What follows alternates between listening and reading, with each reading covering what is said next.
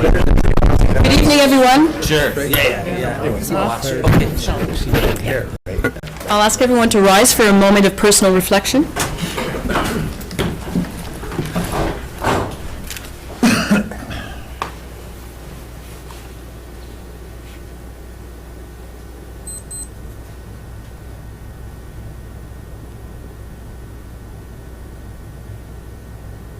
Thank you. I'll ask Councillor Gardner to lead us in the national anthem. We have a choir, and I really love your help back there, please. Chanté. Oh, Canada, our home and native land, through patriot love in all of us command. Quand on va se porter les filles, il s'est porté la croix. Ton histoire est une épopée des plus brillants exploits. God keep our land glorious and free. Oh, Canada, we stand on guard for thee. Oh, Canada, we stand on guard for thee. Thank you. Merci. Yeah, that was lovely, yeah. I'd like to start by acknowledging that we are gathering on the traditional territory of the Mohawk people of Akwesasne. Madam Clerk, roll call. Mayor Bernadette Clément, Présente. Councillors Claude McIntosh, Present. Elaine McDonald, Present. Sid Gardner, Here. Dean Hollingsworth, Here. Caroline Hébert, Présente. Councillors Glenn Grant, Present. Todd Bennett, Present. Justin Towndale, Present. Eric Bergeron, Present. and we have regrets from Councillor Maurice Dupel. Thank you. Any additions, deletions, or amendments? Councillor Hébert and then Councillor Grant. Thank you, Madam Mayor. Can we pull consent item number 6 into communication, please? Waste Reduction Week proclamation. Thank you. Councillor Grant. Separate number 11 on consent, please.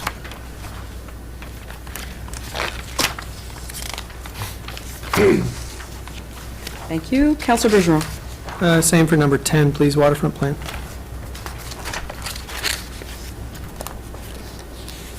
Thank you. Any other issues, items?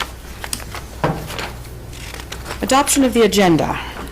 I'm sorry, Oh, Madam Mayor. sorry. Oh, go ahead. I did have two small adjustments. Consent items 2 and 9. The flags will be flown at the Clock Tower and City Hall respectively, and I'll read it correctly when we read those motions. Okay. Let's see. Adoption of the agenda. Councillor McIntosh, seconded by Councillor... As amended. As amended. Seconded by Councillor Grant. Any questions, comments? All in favor? Carried. Any disclosure of interest this evening? Councillor Hébert. Thank you, Madam Mayor. I'd like to disclose conflict of interest for communication report number 2, as it will discuss the funding for Ontario Works, and my employer, the Social Development Council, is funded through Ontario Works. Thank you. Motion to go into committee of the whole. Councillor Bennett and Councillor Gardner, all in favor? Carried. Adoption of minutes. We have one meeting, September 23rd, 2019. Councillor McDonald, seconded by Councillor Gardner. Any questions or comments? All in favor? Carried. Madam Clerk, presentations. We have one presentation this evening, Madam Mayor, but with several invitees. Yes. So on October 13, 2018, 12 new artists were introduced into the Cornwall Arts of Fame. We're going to call them one by one. 5 of these inductees are historical figures. Carm Obey, a well-known musician and drummer who founded the Glen Orchestra, the Carm Obey Trio, and the Carm Obey Big Band. Yes, Councillor and Carm McDonald. will be represented by his daughter. 2 of his daughters are here tonight, but it's Joanne Wintle who will sign the book in his honor. So Joanne, just put your father's name and then put your name under as though you're signing for him. I remember Carm playing on the Pitt Street Mall when they took the traffic out. And I guess he was a hit on the seas as well. He was in high demand on cruise ships in his career. Brought a lot of joy to a lot of people. Next, we have Kathleen Ortine Donkos, was the founder of the Cornwall Arts Association and was well known as a painter, artist, and teacher. Yes, and one of her paintings hangs downstairs. So, Next, we have Yolande Charbonneau, was a musician, community leader, and mentor to teens from several French high schools. Ms. Charbonneau also founded the choir and place to learn Les Voix d'Harmonie. yes, and Claire Ranger Gosselin is here to sign in Yolande's place, so please come up, Claire. You were one of Ms. Charbonneau's students, I'm sure. Yes, and we still meet regularly. And you still sing, I'm sure.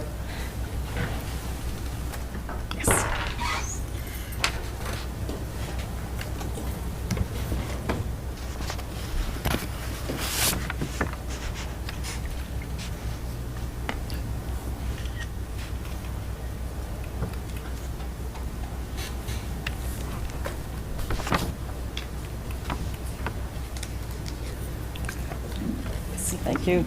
Rosemont Laberge was a visionary musician, violinist, teacher, and mentor who founded the Riverdale School of Music. Yes, and it was Therese Motard who nominated Rosemond, and she will sign when she's back from Europe. She's coming back in November. She's touring at the moment. Michel Lamarche was a theater actor, playwright, television and radio host, and a voice for French entertainment. He was a founding member of L'Amalgame, a French art group. Yes, and two of Michelle's daughters are here, one from Ottawa and one from Rockland, so please come forward, Patricia and Julie, and sign the book. Put your father's name and indicate that you're signing for him. He was certainly a cultural force in the French community. Amalgam is a theater group, a writing group, a speaking group. I think it's an all-round arts training group. Michelle also had a show on Your TV as well and coordinated a lot of communication in French. Mhm.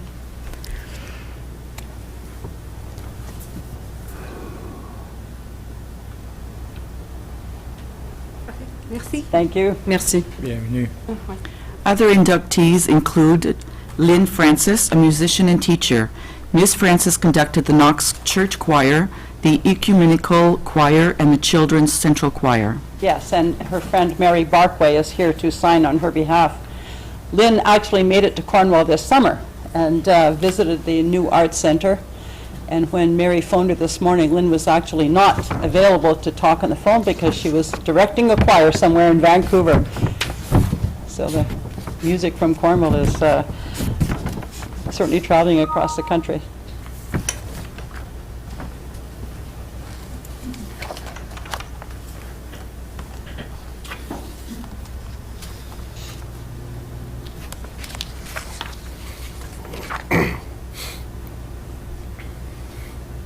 Thank you, Mary.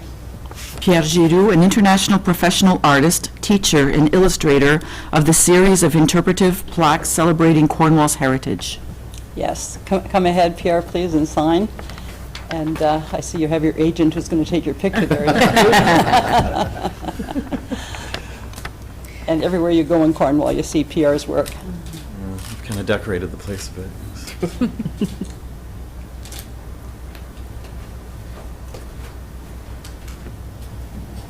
I'm going to ask everyone to come up afterwards for a picture up here. Okay, sounds Just great. letting everybody know. Yeah, Catalin Kennedy, a writer and painter.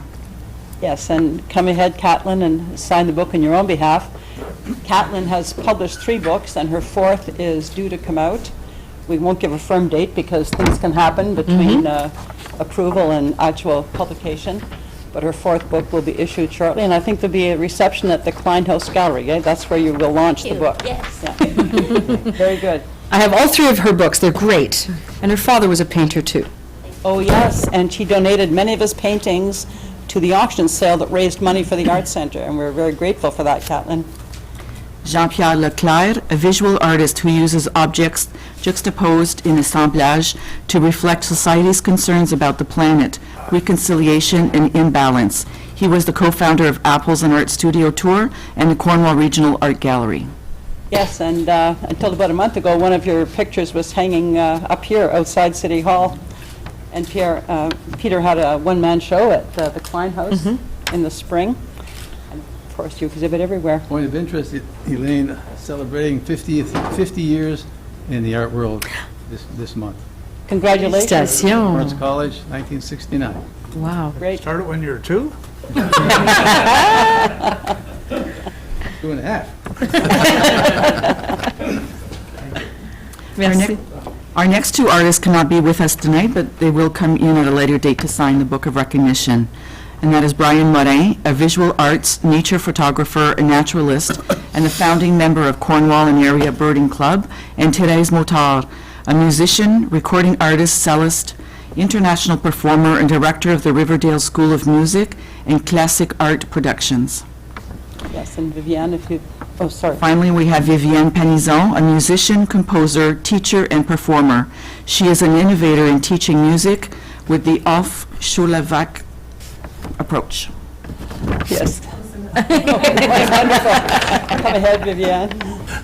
Now, Viviane had a very busy November and December lined up, but unfortunately, her partner in the Clarpian duo was stricken with a heart attack, and he's well, waiting a trip to Ottawa for surgery. So actually, Viviane has a lot of time right now on her hands. Well, for now. Sort of, eh? A few days off.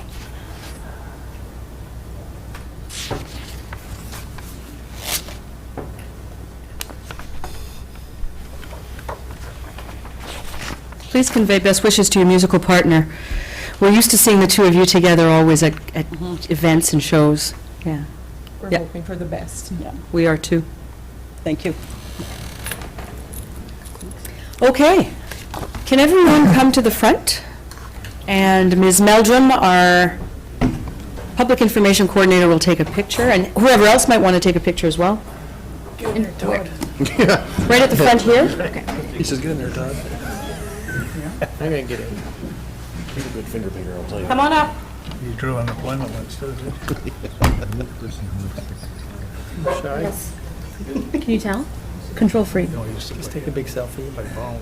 Well, I think they were sort of. Good or bad? Oh, no, I know. I'll still brush it.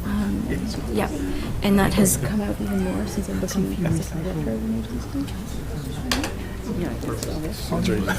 And it has been pointed out to me by others. Going a certain way, it's driving me crazy. It's like, let me get fix it. No, the reason is because it looked, they stood up. You might have to form two lines, eh? Hi. Yes. Down in front. I'm one of those.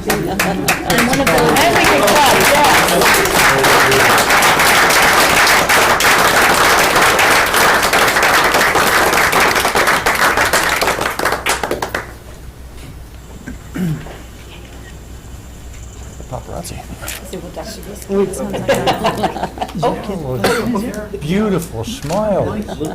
Right here? And thank you so much for coming in. Sneak in. One of those, I just know many people who are. And I drive them all crazy. Because I'm not. I am. It's not a good thing or bad. It's an in-between show, you know. One of those, Look at it. Holy smokes. Thank you, and congratulations to all of you. And I'm glad for some of the people who were the first time they were attending a council meeting. Oh, stick And so around. that's always good. Yeah, I invited them to stick around, but I also told them that they could leave too if they wanted to. So we'll see you later. Congratulations. Thank you for all of your contributions. They're greatly appreciated. We wouldn't be the Cornwall we are today without you. Merci. Félicitations. there's, right, there's, She's just kidding, just for fun. She did a little and she was good. when I was hiring some students. She's probably going to teach later on. Any delegations, Madam Clerk? We have none this evening, Madam Mayor. Consent. We have several proclamations this evening, and the recommendations are as follows. That council proclaim Thursday, October 24th, 2019, as Child Care Worker and Early Childhood Educator Appreciation Day in the City of Cornwall. Second one is that council proclaim the week of October 21st to 27th, 2019, as Community Health and Wellbeing Week in the City of Cornwall. And B, authorize the flag to be raised at the clock tower. Our third one, recommending that council proclaim October 2019 as Child and Youth Safety and Wellbeing Month in the City of Cornwall. Our next one is recommended that council approve the Royal Canadian Legion's request to hold its annual Poppy Drive the weekend of October 25th and 27th, and October 31st, and again on the weekend of November 1st to 3rd, 2019, in the City of Cornwall. And B, proclaim the week of November 4th to 11th, 2019 as Veterans Week in the City of Cornwall. Our next one recommends that council proclaim the week of October 20th to 26th, 2019 as Ontario Public Library Week in the City of Cornwall. And our next one is recommended that council proclaim October 24, 2019 as World Polio Day in the City of Cornwall, and request the lighting at the clock tower be painted red to raise awareness of this disease. Our next item is a temporary street closure for Santa Claus Street Hockey Challenge and Parade. The recommendation is that council approve the temporary street closure for A, Santa Claus Street Hockey Challenge on Montreal Road between McConnell Avenue and Arthur Street on Saturday, November 16th, from 6 a.m. to 6 p.m., and B, a partial street closure at 1 p.m. for the Santa Claus Parade route along 2nd Street from Anthony Street to Augusta Street, and Augusta Street from 2nd Street West to Water Street, and a full closure between the hours of 4:30 and 7:30 p.m., subject to the requirements contained in the city's corporate policy on temporary street closures for special events. Our next item is the flag for United Way Month, with a recommendation that council approve the United Way Centraide of SDNG flag to be raised at 360 Pitt Street for the period of October 21st to November 15th, 2019. And our last item under consent is the AMO Board Report on Liability and Insurance Cost Reforms, recommending that council support the AMO Board request to endorse the report entitled Towards a Reasonable Balance, Addressing Growing Municipal Liability and Insurance Cost, and forward a resolution of council to the Ministry of the Attorney General.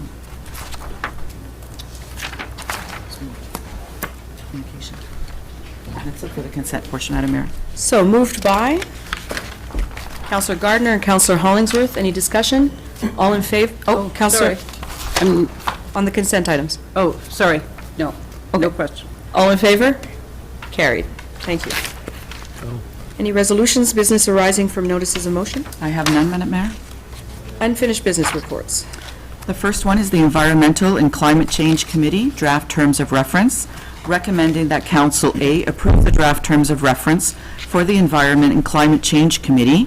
B, proceed with the creation of the Environment and Climate Change Committee and its membership. And C, once the committee is formed, direct the committee to explore funding opportunities with FCM or other programs for the work required to establish a baseline of greenhouse gas emissions for the city with a corresponding plan for achieving a set target in emission reductions. Does council have a motion? Councillor Hébert? I'd like to approve the recommendations. Seconder? Councillor Bergeron? Any further discussion? Okay, so I'll start with Councillor Grant and then go to Councillor McDonald. Thank you, Madam Mayor. On page 99, it's part of the draft terms of reference.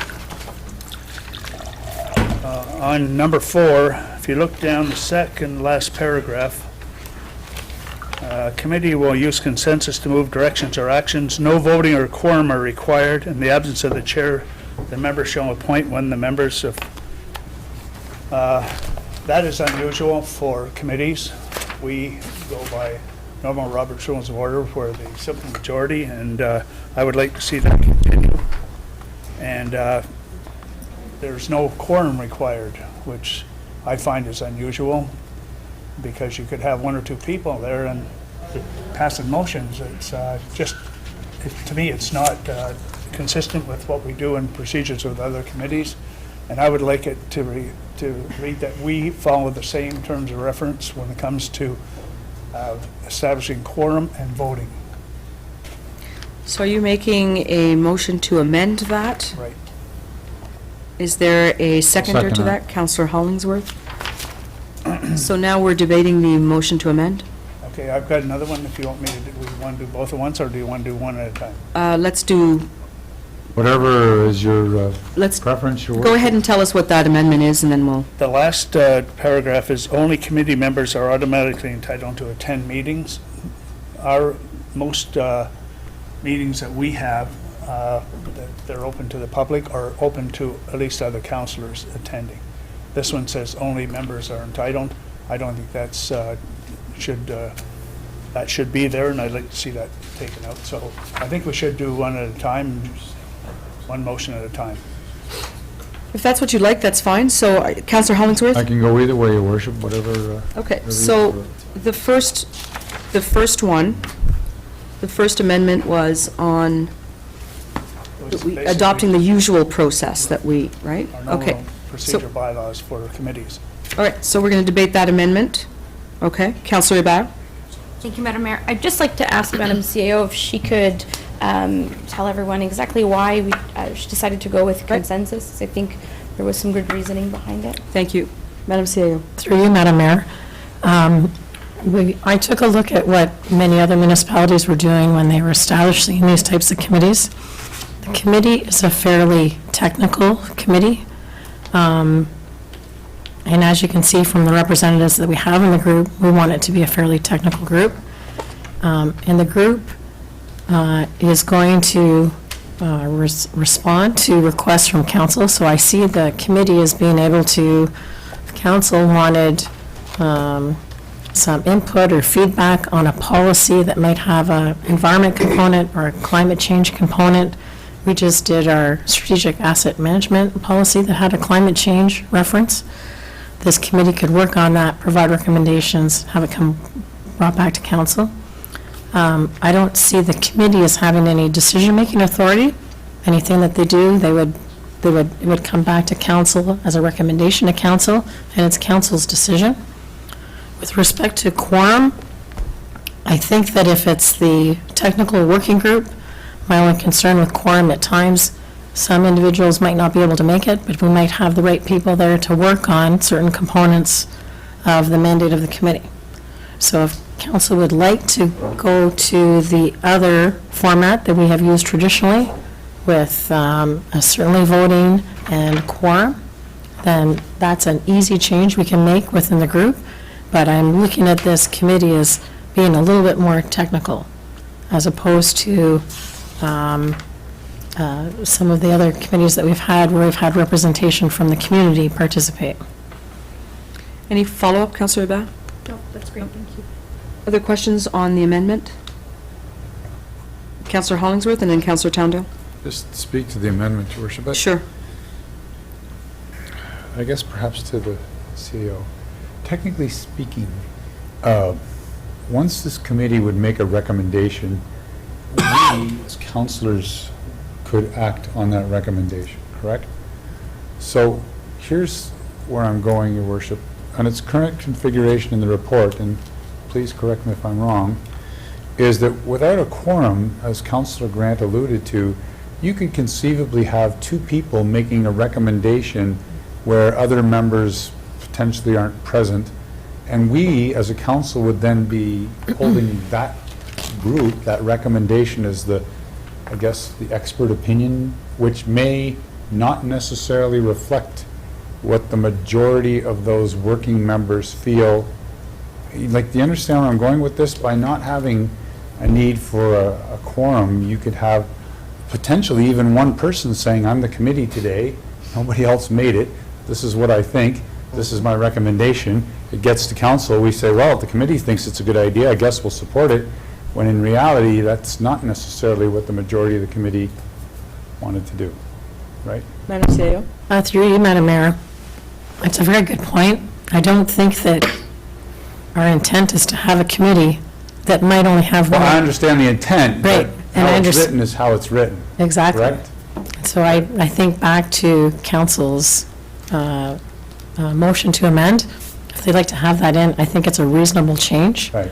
I am trying to, I'm just looking at what some other municipalities have Sure. done.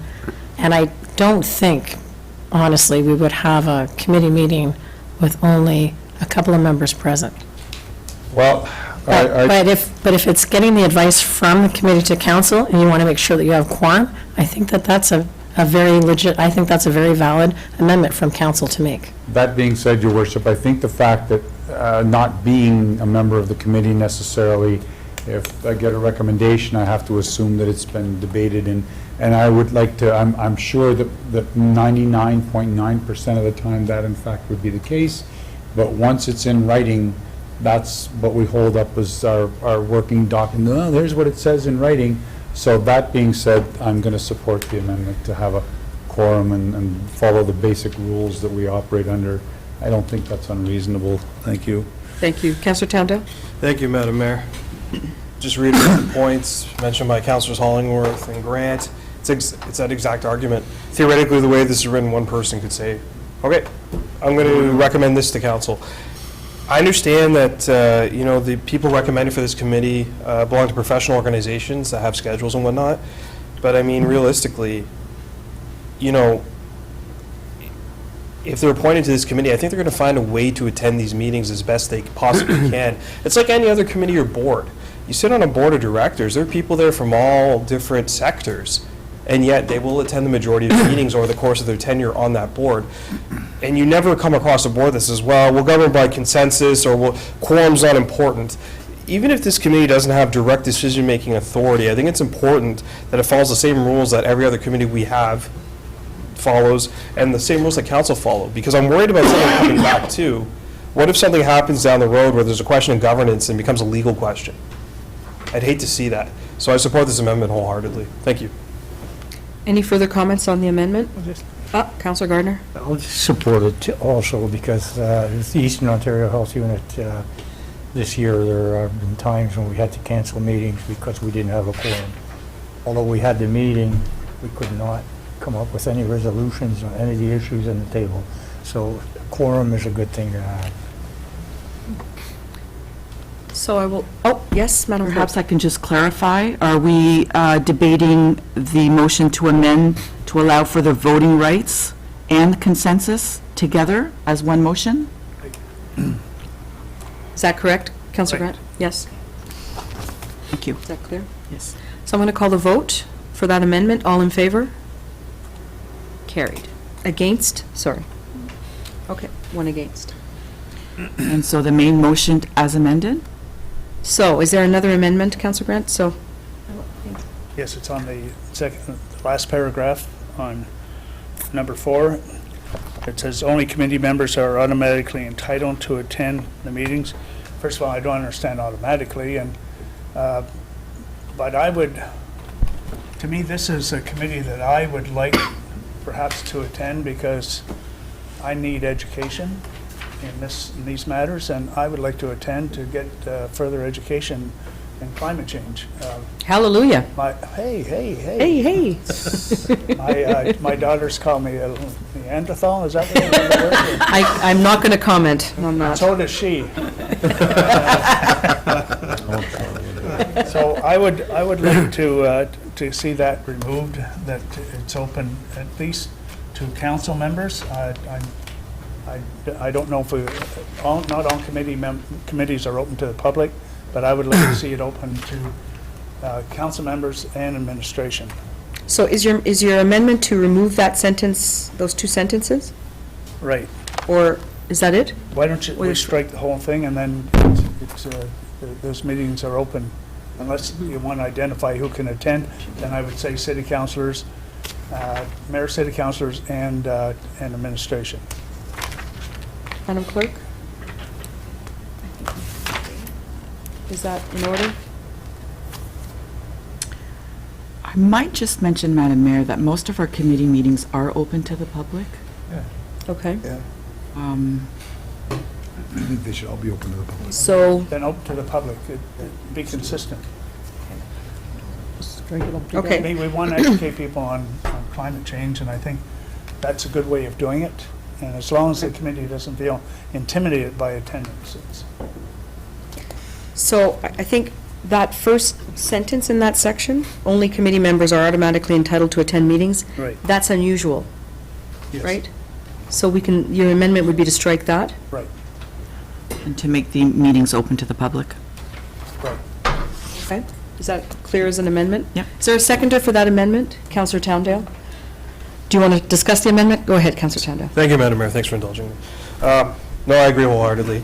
I think, especially a committee like this, this is becoming an issue worldwide.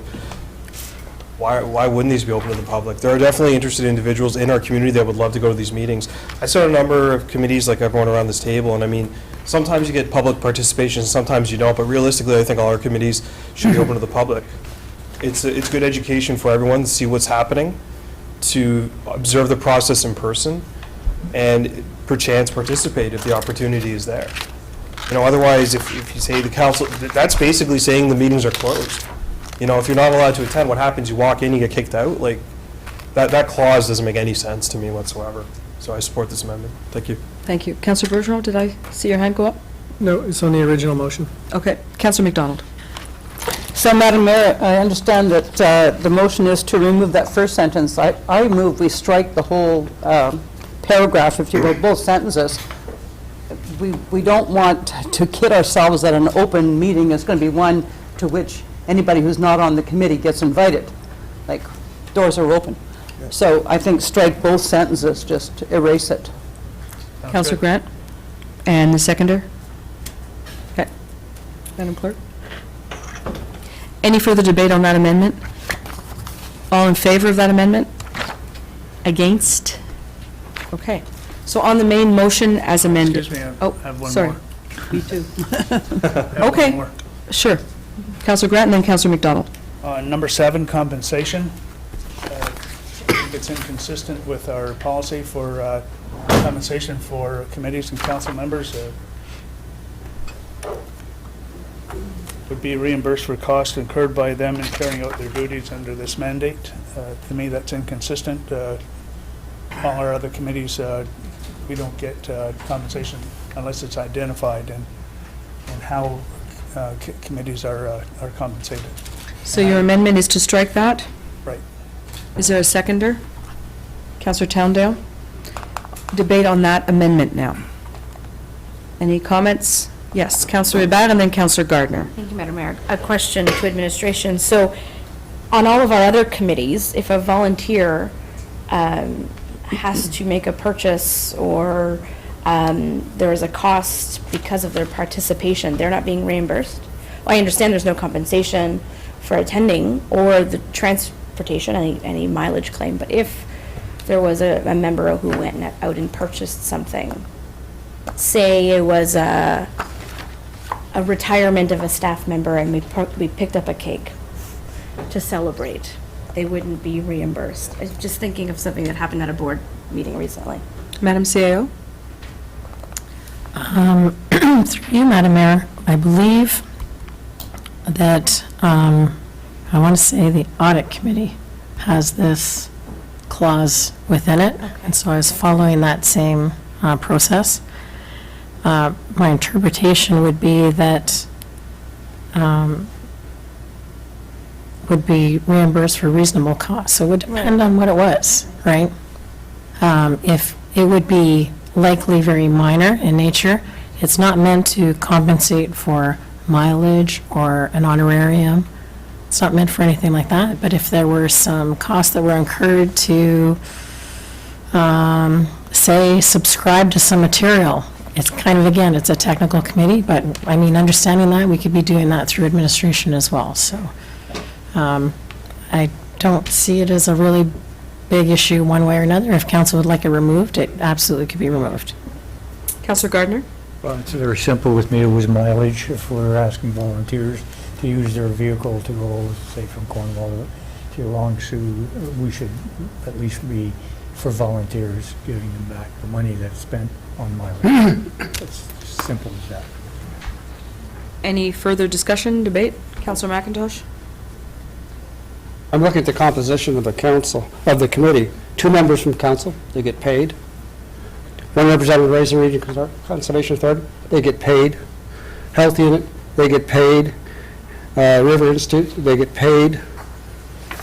Division managers and that, they get paid. So there's only a couple people who aren't being funded by their agency that they're representing. So why would a council member and people from the Raisin Region and the Eastern Ontario Health Unit be picking up an extra per diem? Madam CEO? Through you, Madam Mayor, I think it would be meant more so if there were costs that were incurred specifically for something that the committee's working on. It's not meant to compensate people for their time or mileage. Yeah, okay, I read you now. Yeah. But I think that, again, if that item came up, I think we could also manage it through administration, through our budgets, through our departments. Yeah, I can't think of one other committee involving council where people are compensated for costs, mileage or otherwise. No, we do not do This would that. be an exception, Right. and I don't understand why it would be an exception. Yeah. So, simple as that. Anybody else? Councillor Grant, do you want to wrap up? Basically, I think when you put compensation down there, it sounds like you're being reimbursed or being paid. So, to me, removing it keeps it clean, and all the committees I'm on, usually, as the CEO said, the administration usually picks up any cost, because there are costs associated with committees, and it's in the budgetary item. Thank you. All in favor of the amendment? Against? Against. Carried. Councillor McDonald? Thank you, Madam Mayor. I have some difficulty with the composition of the committee on page 94. We have 2 people from council, 4 people from agencies, and then 2 from the community, which is an 8. And I think that now that we've gone away from consensus to actual voting as we do for other committees, it's good to have an odd number. So I would move we have a 3rd member of the public, but not just to make us have a tiebreaker at the table. We've got a heavy concentration of people whose day jobs have certain policies and strictures, and only 2 people there who aren't necessarily tied to any current existing regime. I think a committee like this, we want people who are going to think outside the box, who are going to bring something innovative and new to the table. And I think it's the member of the public who doesn't work for example, the health unit, which has policies, you know what I mean? Or doesn't work for the Conservation Authority. But 3 people who are capable of bringing something random and wonderful and new to the table. I think that would be a plus to this committee. So I move that instead of 2 community representatives, for those 2 reasons, we have a 3rd community representative. And I know we're not going to get somebody totally random, because obviously the Lay Appointments Committee is going to be looking at the references of these people. And I'm glad to see that there are, it's going to be an examination of people's expertise, even for the members of the public, that will qualify them to be on this committee.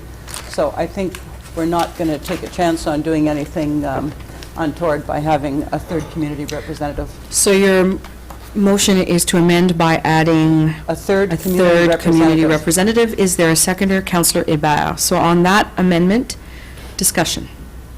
Councillor McIntosh. It reads that, it could be 3 community representatives who have climate change knowledge and expertise. Who decides if they have the knowledge? What are we looking for here? An engineer or environmental scientist or? Madam CAO. Thank you, Madam Mayor. We would be looking for, somebody that does have there are people in our community, I think, that do have some knowledge, some background. I think I've seen as well with some municipalities how they have advertised for these types of individuals to participate. I guess from a flip side is it can't be someone from the community that's looking at this as an interesting opportunity to participate. You kind of want somebody coming to the committee that has some knowledge and ability to contribute. Because I think the committee, again, is going to be a fairly technical committee. Definitely, I couldn't agree with you more. But just that strikes me as, Am I somebody who's gone on the internet and read all this stuff, and now I got a lot of this knowledge? No, it could be someone with a science background, Yeah, that's- engineering background. That's what I'm looking at, yeah. It could be someone that is retired but has Yeah. got quite a bit of experience in the area. It could be someone that's had other government experience working in other areas similar to this. Sure. Lay Appointment Committee will be appointing these people, and not the people from the outside, these agencies, but the community members. So they'll have to deal with that and go through the resumes and decide. Through you, Madam Mayor, we'll go out with a proper advertisement. Yeah. When the applications come in, we'll take it to lay appointments. Okay. Any further discussion on that amendment? Counselor Gardner. Yeah, I don't see, if I look down the row here, Raisin River, Eastern Ontario, St. Lawrence River Institute, I would like to see someone like Henry Lickers from Akwesasne, someone with that qualification to sit on this committee. I know it's supposed to be made up of people from Cornwall, from the city, but I think Henry Lickers would bring a hell of a lot of information to the table, so it's something to consider. I think all of council did get an email from Dale Phippen recommending that somebody from Mohawk Council, also somebody from Ministry of the Environment. So these are things that you can discuss and consider if you want, but this motion is for the third community representative, so. Okay. Okay. Any further discussions on that particular amendment? All in favor? Against? I like your use of the word random, Councillor McDonald. Yep, Opens it up a little bit. outside the box. Councillor Hébert. Thank you, Madam Mayor. I may have another amendment, but I'll just give my general comments to start with. I'm really happy with the terms of reference, and I'm happy to see this move along. It has a really clear mandate, which I think was one of the issues when we reviewed all of our committees. It's quite clear. It's got some marching orders. It also has a bit of flexibility for random things to be brought forward and then recommended by the committee to council. So I'm really happy with this. I'm happy with the composition. I would like to see some of those additional resources that were recommended by Dale in an email recently. So I'd like to make another amendment to reach out to both Mohawk Council and the Ministry of Environment, Parks, and Conservation, which is their new name. They should have stayed Ministry of Climate Change, but that's okay.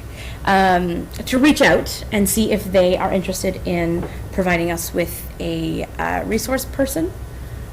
And if not, that would be fine. So the reason I want to word it specifically so that we don't have to, if they are not available to participate, we don't have to come back and vote on the terms of reference again. Right. So if there is a staff person available, to then accept them as members, but if not, to leave the terms of reference as is. Does that make sense? I'm going to turn to the clerk.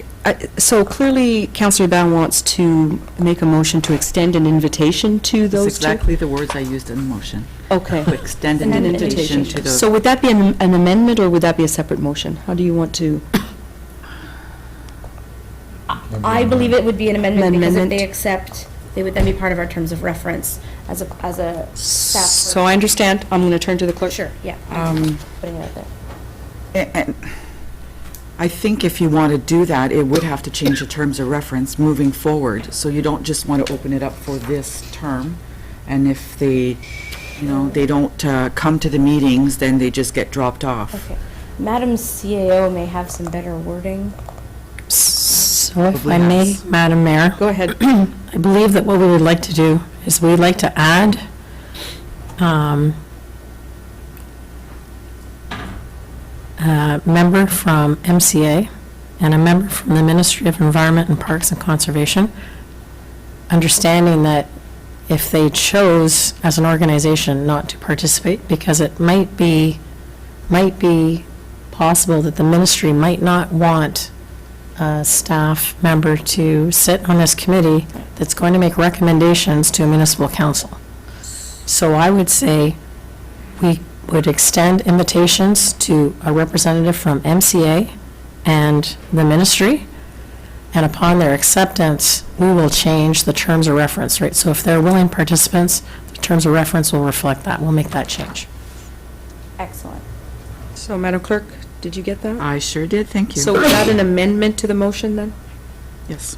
Okay, so Counselor Bell makes an amendment to the motion. I need a seconder. Counselor Gardner, now there's debate on that. Counselor McIntosh and then Counselor Bennett. Committee's really growing, we'll have to rent the Ed Lumley Arena. Couldn't the committee just decide to go to resource people? Do they have to, this committee decided we need somebody from the ministry to give us some advice on this? Let's call them up, or, and the same with, what was the other committee? Whatever it was, but couldn't they use that as a resource on their own, rather than have us put it in writing? Through you, Madam Mayor, absolutely, and any of our committees would, Yeah. I think, certainly do that as well. So if there's an Yeah, opportunity to I invite... think you're right about them saying, hey, we're not sure we want to sit on that committee, but if you want some advice on something, we'll give it to you. I don't know if Karen would agree to that, but... Counselor Bennett and then Counselor Grant. Thank you, Madam Mayor. I just want to follow up on Councilor McIntosh's point. The Waterfront Committee decided a few years back to invite the River Institute to take part, but not on a regular basis. So we let them know that we'd be interested in having them if we needed them, and they agreed to it. So if we did need them, administration, somebody from administration reached out, and then they would come to the meeting. So there was no reason to have it in our terms of reference or anything. If they were as needed basis, we just reached out and asked if they'd be interested. They were, and that's how we used them. So I think that's probably the way to go here. Thanks. Okay, Counselor Grant and then Counselor Bergeron. Thank you, Madam Mayor. That makes sense, but I like simplifying things.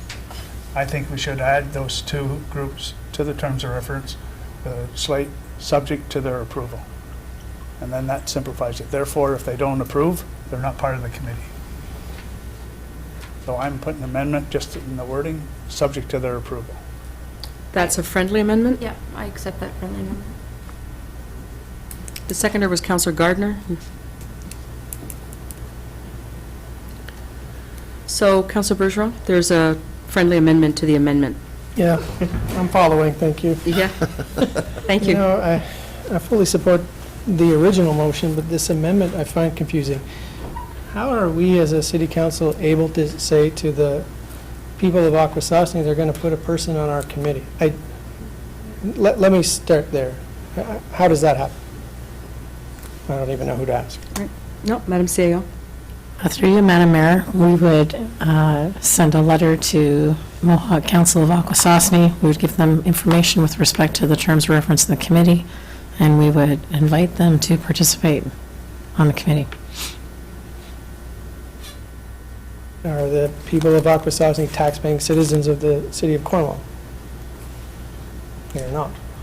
So I struggle with this one because I do want to work with Akwesasne, but this committee is meant to be that we tackle this for the city of Cornwall. I don't understand how this amendment even exists in the sense of how do we mandate that?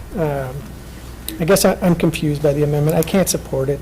I support the motion in general, everything about it, except that this amendment seems to be outside of our, you don't look like you understand. No, I'm following you. I would love to have Akwesasne as part of these conversations, but that, to me, isn't what this is. This is a subcommittee of the City of Cornwall Council, and I don't understand how we would do that. Just confused, I guess. I have Counselor Hollingsworth, Counselor McDonald. Just to make sure I know what I'm talking about, can I have the amendment, or can I have what we're discussing Yes. read back, so I know what For you, I'm... Madam Mayor? Yes. It's to invite the Mohawk Council of Akwesasne and Ministry of Environment to participate on our committee, subject to their approval. Okay. Second thing, so I'm crystal clear, this would be a committee of council, correct? So ultimately, it answers to council, or not answers to, but makes recommendations to council, correct? That's correct. Okay, so I have no, I fully appreciate the organizations or groups that were mentioned in the amendment, but ultimately, our responsibility, at least vis-à-vis this particular committee, is to the citizens of Cornwall. We start inviting other groups in, they don't necessarily have the same interests as the citizens of Cornwall have in terms of the environment. They may think that doing A is a great idea, and perhaps it is, but is that necessarily what's in the best interest to the citizens of Cornwall? Therefore, while I certainly appreciate the organizations that were mentioned, Akwesasne, Ministry of Environment, or whoever else was kind of included in that, I think that they may not have the same interests that we in Cornwall have. The other problem I have is that, correct me if I'm wrong, based on all the amendments that we've kind of thrown out there, how many committee members would we potentially have, assuming that everybody says yes? And anybody got like a running count right now? What are we at, 12, 13? Madam 9, Clerk? 3 more than proposed. 3 more than proposed. So the one thing, so that I'm clear, so 2 council members, what are we at, 8, and then staff members, so is that 2 staff members? For the last little bullet on page 94, staff members including General Manager of Infrastructure and Municipal Works, Division Manager of Environment, and Administrative Resource to be determined. Are they part of the committee? They be like voting members of the committee? You see it that way? We've recommended them to be members of the committee, so if we want staff to not vote, then No, I don't, it doesn't matter I to me would- whether I they would are or say- not. I just want to know what my head count is, so that puts us at 11, right?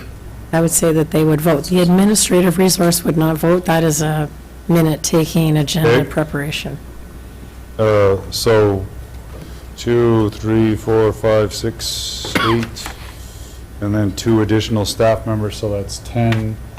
Someone from Akwesasne is 11. Somebody from the Ministry of Resource makes 12. Is that, am I Plus the getting that extra, right? Madam Mayor, plus the extra lay member, so you're up to 13. 13. So I guess my point is, Your Worship, is that this, I see it as kind of a working type committee, like, let's get in, we'll discuss things, we'll make a recommendation and move on. When you start getting committees that are too big, sometimes having a bigger committee is valuable and practical and depending on what it is you want. But to me, this is a committee that we have an issue, we discuss it, we find some information and we move on. 13 starts, to me, seeming to be getting a little bit too big. So because of the size and because ultimately this committee is one that answers to the citizens of Cornwall, that is their first and foremost responsibility. While I appreciate and recognize the value of these outside organizations we're discussing, I can't support the amendment to invite them as working members of the committee because they're not necessarily from Cornwall. And I think that's what we need to keep in mind for this particular committee. Maybe a different forum or a different venue or something like that that would work to expand, but the committee council, to me, should be citizens of Cornwall. That's just where I'm coming from. So I'll probably vote against it. Thank you, Your Worship. Councillor McDonald, then Councillor Towndale. Thank you, Madam Mayor. I agree with my 2 colleagues who've spoken against us inviting MCA. I think, first of all, MCA is probably miles ahead of us in terms of environmental stewardship because they've had a director of the environment just all by that title all by itself and a department. So if anything, I know if we invited one of them to join us, we could learn a lot from them. But I think given the fact that we want to have much closer collaboration with Akwesasne in the future, we could simply establish this committee, it works for Cornwall, and then at some time invite them for our 2 committees to get together just to share, but nothing formal and nothing in the terms of reference, the same way, we might invite them to collaborate on some other issue at some time, but nothing regulated and formalized, just let's look upon it as an opportunity, and at some point let them know we've done this, and hopefully maybe our group, if they have some need to learn something from Akwesasne, they could ask if we could go and attend one of their meetings or whatever, you know? Like, but let's not legislate it. Let's let it be, just know it's there. Councillor Towndale. Thank you, Madam Mayor. I agree with my three colleagues who just spoke. It's a committee of council for the city of Cornwall. So if we start inviting representatives from other areas that have their own governments, where do we stop? When we're talking about the Mohawk Council of Akwesasne, are we talking about a district chief, or are we talking about someone from their administrative side? Or are we talking a resident of Akwesasne? What are we looking for? Does that mean we should be inviting a representative from the counties as well? We're talking about someone from the Ministry of the Environment provincially. You know, that's someone who works in the bureaucracy. But then does that mean we should ask someone from Environment Canada to be a member of the committee as well? This is where we get in all sorts of issues that I think hit levels of government that are above us or beside us. I think Councillor McDonald is correct. We should look to partner with Akwesasne. I'm almost certain they have something like a similar committee or something to that effect over there. As she mentioned, they have a whole department structured around the environment that is light years ahead of us. And there's nothing saying we can't reach out and ask for advice and guidance and help. But at the same time, I think when it comes to committees of council, we should be looking to regulate the committee or structure committees for the citizens of the city. Unless it's a joint partnership committee like Joint Services, where we do have representatives from the counties because we work together on financial issues, where there's joint funding and whatnot like that, or like the port, like the harbor. There's a joint corporation that we have, a municipal services corporation with the Mohawk Council of Akwesasne as partners.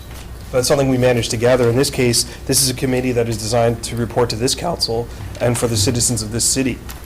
So that's where I run into trouble supporting this, quite frankly. Thank you. Minor clarification. Yes, Councillor Grant.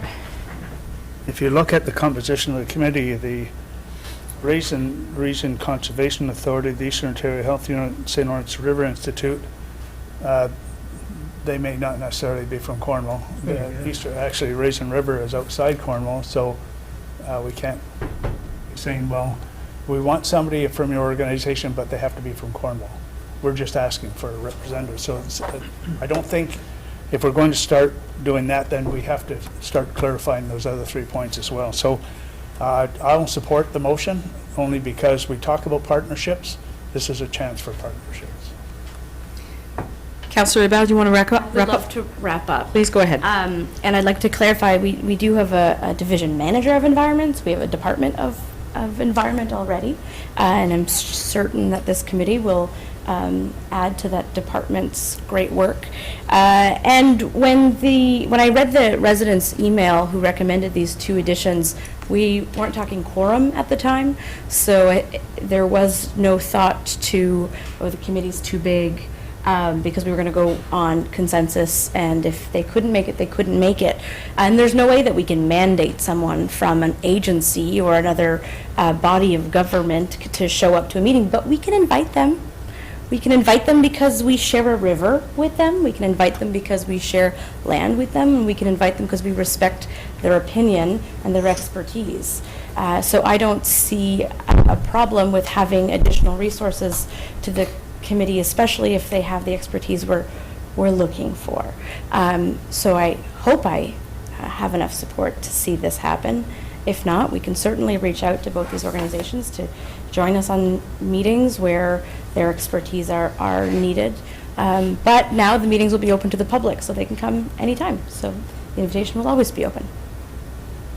Thank you, Councillor Abad. I'm going to vote for that. I agree with Councillor Grant and Councillor Abad. Inviting is a good thing, and the more expertise, the more knowledge, the more deep and historic understanding, the better. So I'm going to call for a vote on the amendment to include those 2 by asking them to attend, but subject to their approval. All in favor? Just a point of clarification. Councillor Mack. Attend or sit on the committee? Madam The Clerk? invitation is to sit on the committee. Yes, okay. To sit on the committee. All in favor? Against? So, false.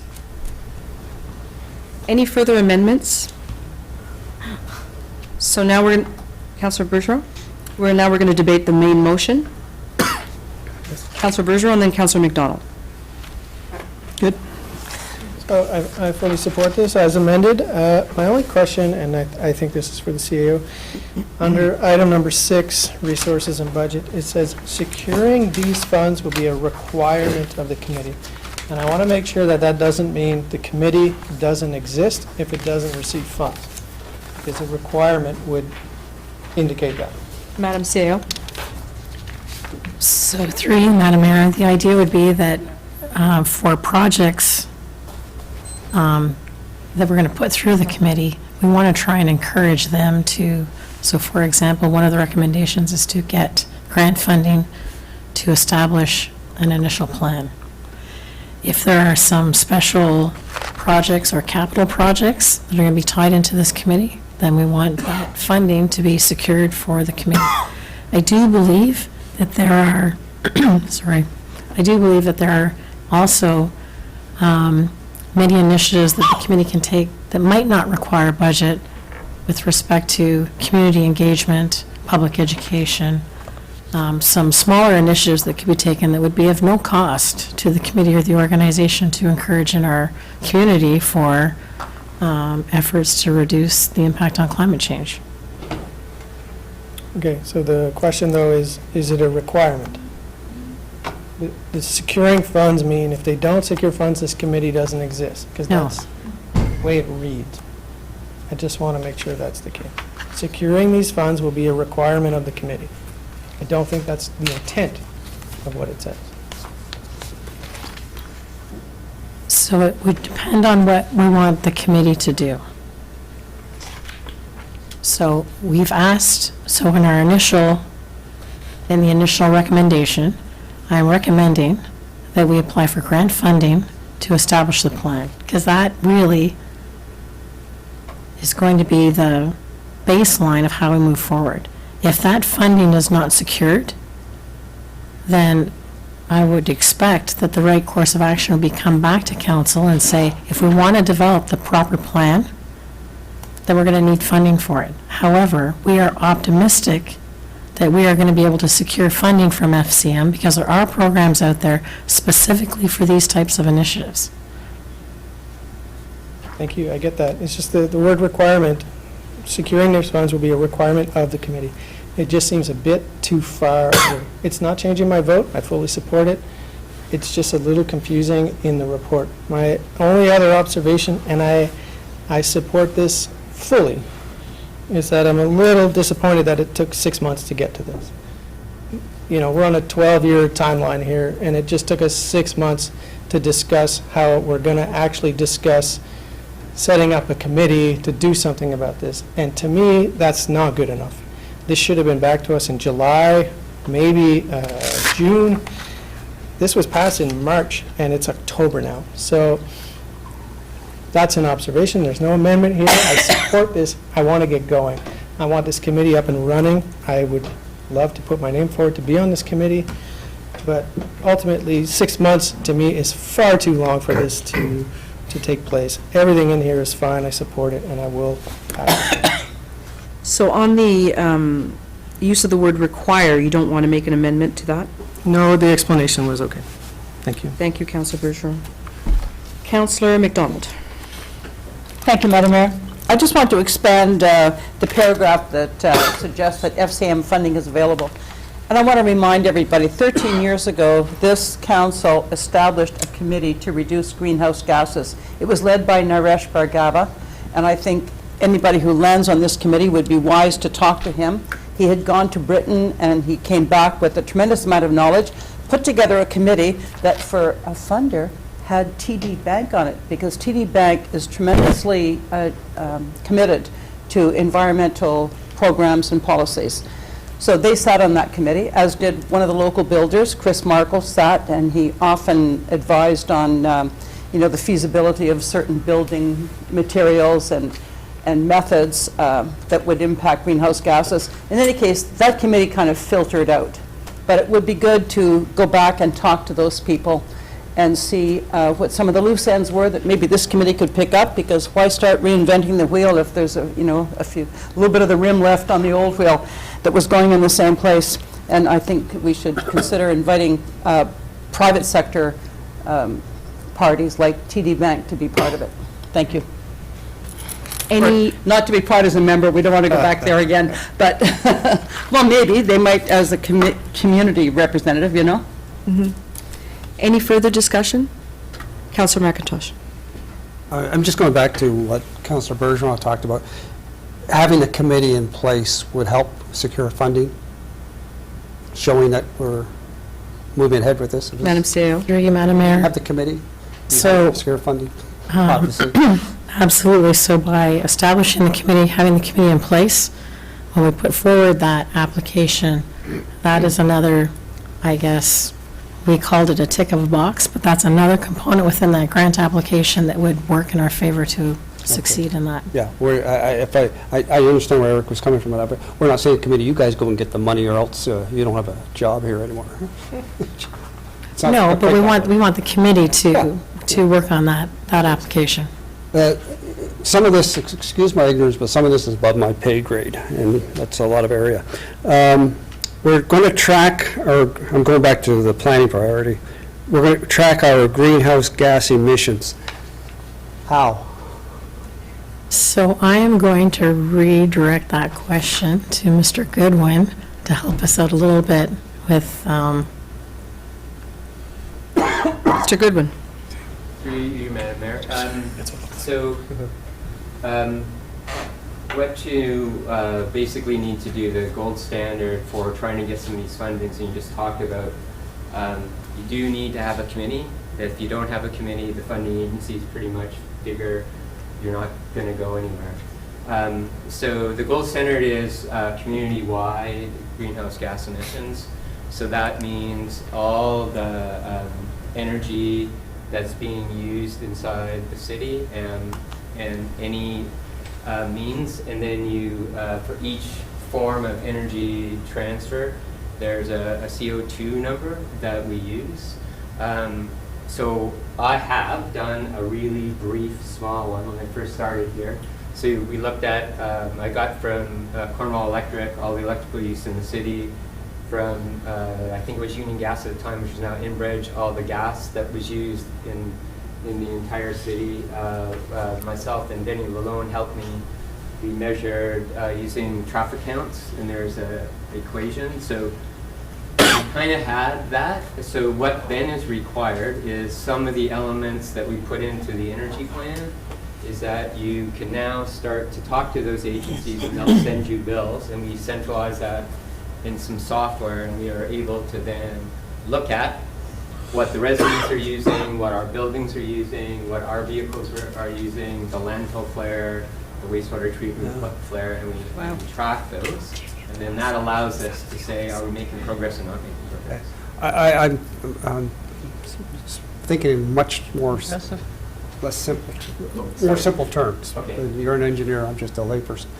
At one time, the minister could tell us a pollution count. At Memorial Park School, or Memorial Park is, they had some kind of monitor there, and they could tell you, at one time we had the highest in the province one day, it was 89, using a number. Does that exist where you say, okay, yesterday we were really bad? So, yeah, it's a bit of an air quality. There's similar measures. Yeah. And we, it's still measured, I forget the term though, but we do still measure those things. It captures the other pollutants besides the CO2, the other pollutants that come off. If we're just thinking vehicles right now, you would see a higher, whatever that index is called, I apologize, I can't remember, that comes off diesel vehicles, for example, and Buses. Things like that. So the number is much smaller, and you don't hear about it in Ontario very much anymore, with essentially because we shut all of the coal-fired plants off, and there has been a decline in consumption of all sort of vehicles. So. It'd be interesting to see our number from 1980 when we were a manufacturing city, and it was, and what we are now. You know, there's got to be a huge difference. Our carbon footprint has really come down. And I'd like to see, here it is, and 2 years from now, it's going to be here. We're going to be able to tell the people, yes. Through me, Madam Chair, a little bit of a side, but StatsCan has all that, and I just happened to watch a YouTube video a couple weeks ago that shows how you can get into all the data tables. Yeah. Okay. It's all there. Okay, it's just... So I can get that. Okay. You just need an assistant. Any further discussion on the motion? So I'd like to make a few comments. Just on your question, Councillor McIntosh, I saw an article just this week that we can even use Google as municipalities to track some emissions. So there's all kinds of, and this is an article from a reputable source. I will send it to you, Mr. Goodwin. So there's a lot going on in the public domain that this committee will and should be looking at to keep us all up to date on what is going on. I'm very excited about this committee. And I understand and I want to thank the former committees, because there's always been a committee. As long as I've been on council, there's been a committee. And so I thank Councillor McDonald for bringing up Naresh's name. But we've had former committees, and they've all worked towards this similar goal. So, Councillor Bergeron, your point is definitely well taken. It has taken too long to get here. However, from this vantage point, I don't feel like we've wasted the first year that we've had in office in terms of getting things done. We've had almost every agenda being packed, almost too packed to the gills. We've had hours and hours of meetings where we've plowed through a lot of issues. That's not to excuse how long it took. It's just to say, here we are. I promise to make sure to work with the clerk to get this up and running as quickly as possible so we can get lay appointments going and appoint council members so that you can start working immediately. And it's really just the length of this debate on this. And I know that the CAO worked hard on this. I watched her do it for the last many weeks because she wanted to make sure to get it right. And it was pretty good. I liked the report, but I'm also very happy for the debate we had tonight because you brought up some very good points, which I think improve what was already a very good report. So I want to just commend you for the commitment that all of you exhibit around this issue of climate change. I sense that there's real commitment around this council table, and I thank you for it. So, that being said, we are going to proceed as quickly as possible so that we can get this committee up and running and working quickly. All in favor of the motion as amended? As per its 20. Carried. Thank you. Madam Clerk. Waterfront pop-up project. The recommendation is that council receive this report. Councillor Bennett. Seconded by Councillor Bergeron. Discussion. Councillor Bennett. Thank you, Madam Mayor. I'm glad that this has come back. If for any other reason, it allows us to continue the conversation. There's a couple of questions and comments I'd like to ask and make. The financial implications, if I could ask through you, Mr. Fothrop, what the intention of that particular... Mr. Yeah, Fothrop. through you, Madam Mayor, the statement in the financial implications is basically just to say that we do have currently one pop-up business in Lamoureux Park, and that is the annual fee that we charge them for the rights to operate their business at that location. Thank you. So in further discussion I had with Mr. Fothrop, he mentioned that he knows that there was a little bit more money charged in the Belleville incident. They charge a little bit more than that, so I think the purpose of that was to show that the cost isn't going to be cost prohibitive for these types of things. Where I think this report is a little bit short is some action plans. Like, if we just accepted this report as is, I don't know if there's any direction to go from here. So I would like to think that, I don't know if I should ask for this report to go back or if I should ask for a follow-up report, but we need to know things like what are the financial implications? So what's it going to cost to provide pop-up businesses? What are our rents going to be? So I know we have some good locations scouted out. That's a good start. But it's going to cost us some money to get it going, and I think we need to know what that is. It says in the report that we should solicit proposals from entrepreneurs. My problem is we haven't got anything to show them yet. So to ask for proposal on what? Are you renting a container? Are we building you a box? I think what types of businesses should be allowed? I think those kinds of conversations need to be had before we actually go out and ask for just to solicit proposals, because it's nice that somebody has some knickknacks they want to sell in a pop-up business. That's great, but we don't have anything to tell them where it's going to be, how much it's going to cost to take part, any of that kind of stuff yet. I would like to get some information back on the cost of building a pop-up. So what's it cost us to build a 10-by-10 shelter? What does it cost to purchase shipping containers? There's going to be a difference in cost there. We need to know which is more financially smart for us to do. Is there partnerships to be had there? Do we ask local college, high schools that build programs that here's the lumber, build us our, I know CC does a good job building some things for the community. Going back a few years back, they built a lot of those skate park equipment. So they could very easily build us some boxes. So is that a possibility, to build partnerships with our local schools? Does it just make more sense to rent, to buy containers? Again, I think this is something we need to address before we move forward. You know, what do the rental fees look like? What are the other communities doing? So when I spoke to Mr. Fotherbach, I told him I was going to send him some pictures of the Quebec City one they have, because they are just wooden with canvas tops. But if we know what they're going to cost us, then we'll be able to know what we're going to charge people to rent them. That's something we need to know. And I'd like to get some opinions from other municipalities that have these pop-up businesses. So while we've got some pictures of some really nice parks, including this report, and I appreciate that, thanks very much, there are different styles. And I think we need to know a couple things.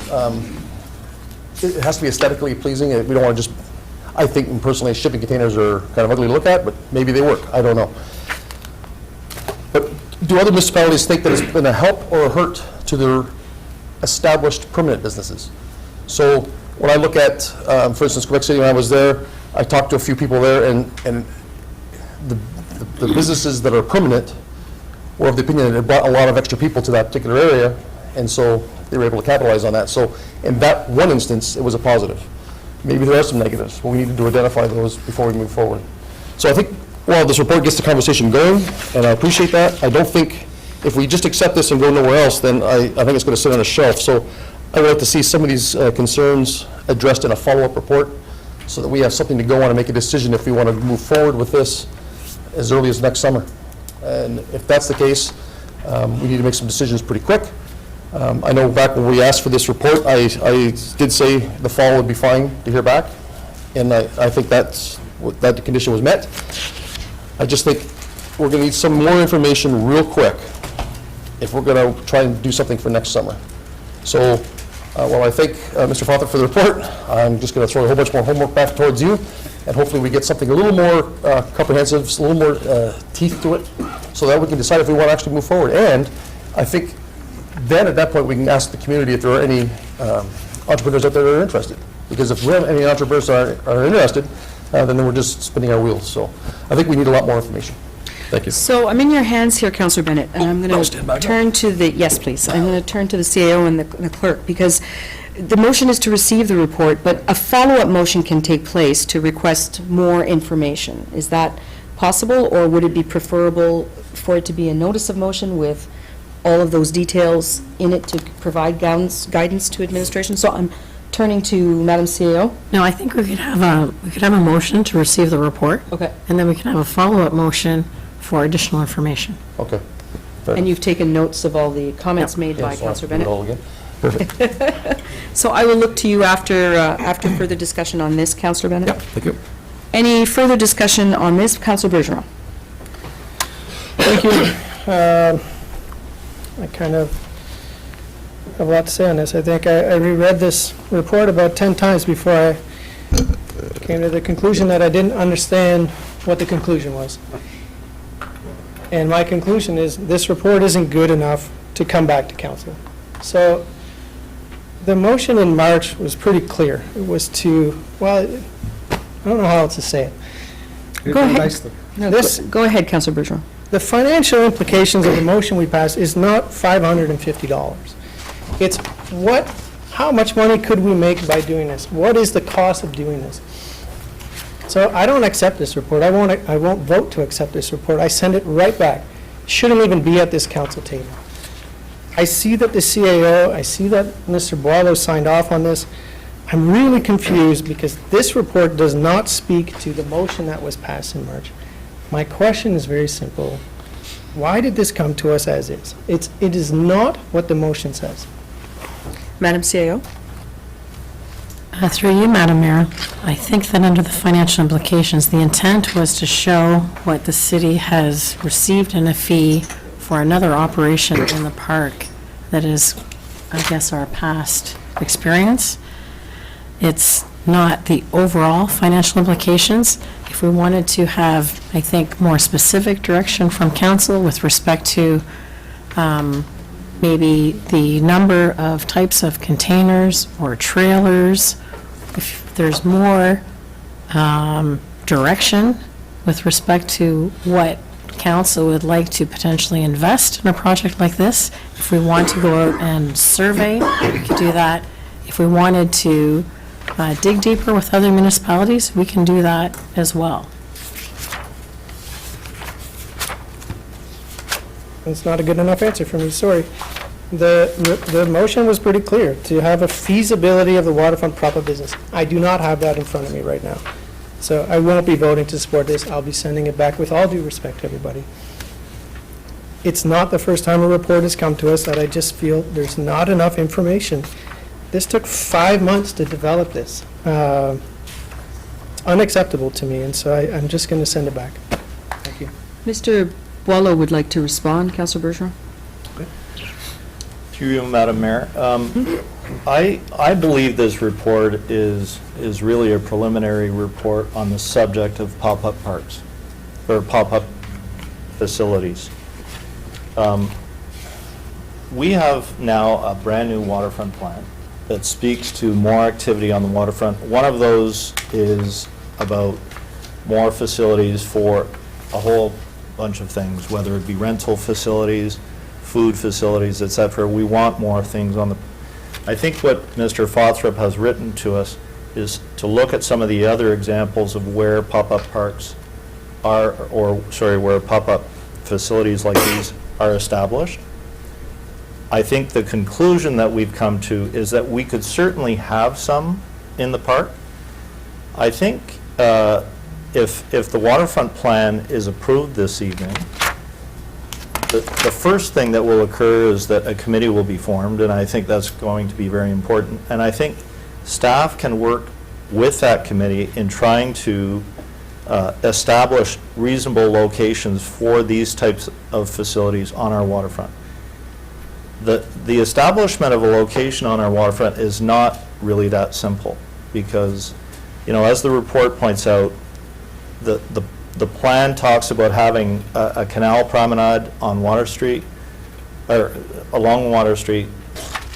Some people might think that a pop-up like this might be better suited closer to the water. So I think location needs to be further discussed. The health unit needs to be talked to, water and sewer, parking nearby. So this report doesn't conclude the location or the appropriateness or the costing. It's a preliminary report. But if this council wants us to pursue pop-up locations further, I think we can do that. That needs to include the tourism department, the finance department, the economic development department as a whole, planning. We need to come together and have a conversation with the health unit, perhaps even with the BIA, because sometimes one of the things that occurs with these is that you'll get, you know, such a popular location that it actually has a negative impact on the restaurants in the downtown. So they may want to have something to say about this as well. So I guess what I'm saying is it's a complex conversation to discuss exactly where they should go. I don't think this report does that. I don't know that it was supposed to do that, but if council wants us to pursue these waterfront pop-ups very specifically and in detail, I think we have a waterfront plan that helps us to talk about that and where they should go. And we can bring back to you a lot more detail about specific locations, pricing, etc. So we can do that. Thank you, Mr. Bono. I have Councillor Gardner and then Councillor McDonald. I don't want to be negative, but... Oh, did you, sorry, Councillor Gardner. Oh, that's fine. Councillor Bergeron, did you? Well, I'd Yes. just like to respond to that. Go ahead. It was at me. Absolutely, go ahead, Councillor Bergeron. I agree wholeheartedly with everything Mr. Boileau said. I just expected that in this report. It's 5 months. So, yes, all of these things are true. I want all of those things in this report. That was, as far as I understand it, the motion we made in May. It is October. So it's a great answer that I would have expected in June. So to me, that has to be included in what we're doing. So it doesn't change my opinion of my vote. It clarifies that we're on the same page. We both want that information. I want it here so we can vote on it. Thank you, Councillor Bergeron. Councillors Gardner and then Councillor McDonald. I think we need to look at the business that left our park and bring this person in. I don't remember all of the negative information that he gave, why he pulled out, but there were things like lighting that we used to have in the park, and when we shut it down, it was dark, and he had to close his business down. There was all kinds of stuff that he brought that would help us to establish pop-ups that would survive. His didn't survive. We need to work towards survival of these pop-ups. So I think we need to get these people, this fella on board, bring him to a meeting and tell us what he thinks we need to do to be successful. So. Councillor McDonald? Thank you, Madam Mayor. I guess I've got concerns about the process. I frankly think that asking administration to make a report on pop-up parks is 1,000% too vague to get really specific, precise answers back. I think if we were to advance this process and not just have admin guessing what we want to know and then saying, well, that's not it, why doesn't somebody make a motion, let's have a pop-up park next summer directly south of the kids' play area along the riverbank, 5 containers, or something like that. And then administration can give us back a precise, specific answer of how we should do it, what it'll cost, or why we shouldn't do it. But I think we're all being very vague here, because pop-up parks is just a huge, huge topic. And I think we have to narrow down the question if we want to get specific answers. That's all I'm saying. Otherwise, we can continue to throw out vague directions and get vague responses. After all, it's council's responsibility, I think, to come up with the ideas, and then administration to tell us if we can do it, or how we would do it, or what it would cost, and that sort of thing. Like, I don't think we pay administration money to design the future Disney World. Like, they all have day jobs, right? I'm not defending administration here, but I'm just saying, I think this is council's responsibility to say the question precisely, and then we get a precise answer and take it from there. Councillor Grant? Thank you, Madam Mayor. If I heard correctly, we're going to get a waterfront development committee? Well, we haven't, plan? it's likely going to be something of a waterfront implementation plan committee, something like that. Okay, so usually, the past committees have brought recommendations, priorities and recommendations to council, and say it was a pop-up business, they would bring recommendations on location, type of business, et cetera, et cetera, et cetera. That was one of the primary goals of the waterfront committee, to bring recommendations. So I think if we can get that committee struck as soon as possible, we're going to approve the plan tonight and start immediately to get that committee together with a mandate in terms of reference. And one of them is going to be on these pop-up parks and pop-up businesses. And I don't know enough about pop-up businesses to discuss them, but I'd like to get expertise in what's happening in other committees or communities. There's best practices all over. So I think we're putting the cart before the horse here, so let's get the horse out in there first, and then we'll put the carriage on after. My recommendation. Any further comments on this? Okay, so I will just indicate that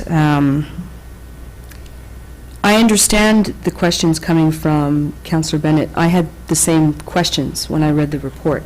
So I will, after we vote, turn to you for a motion.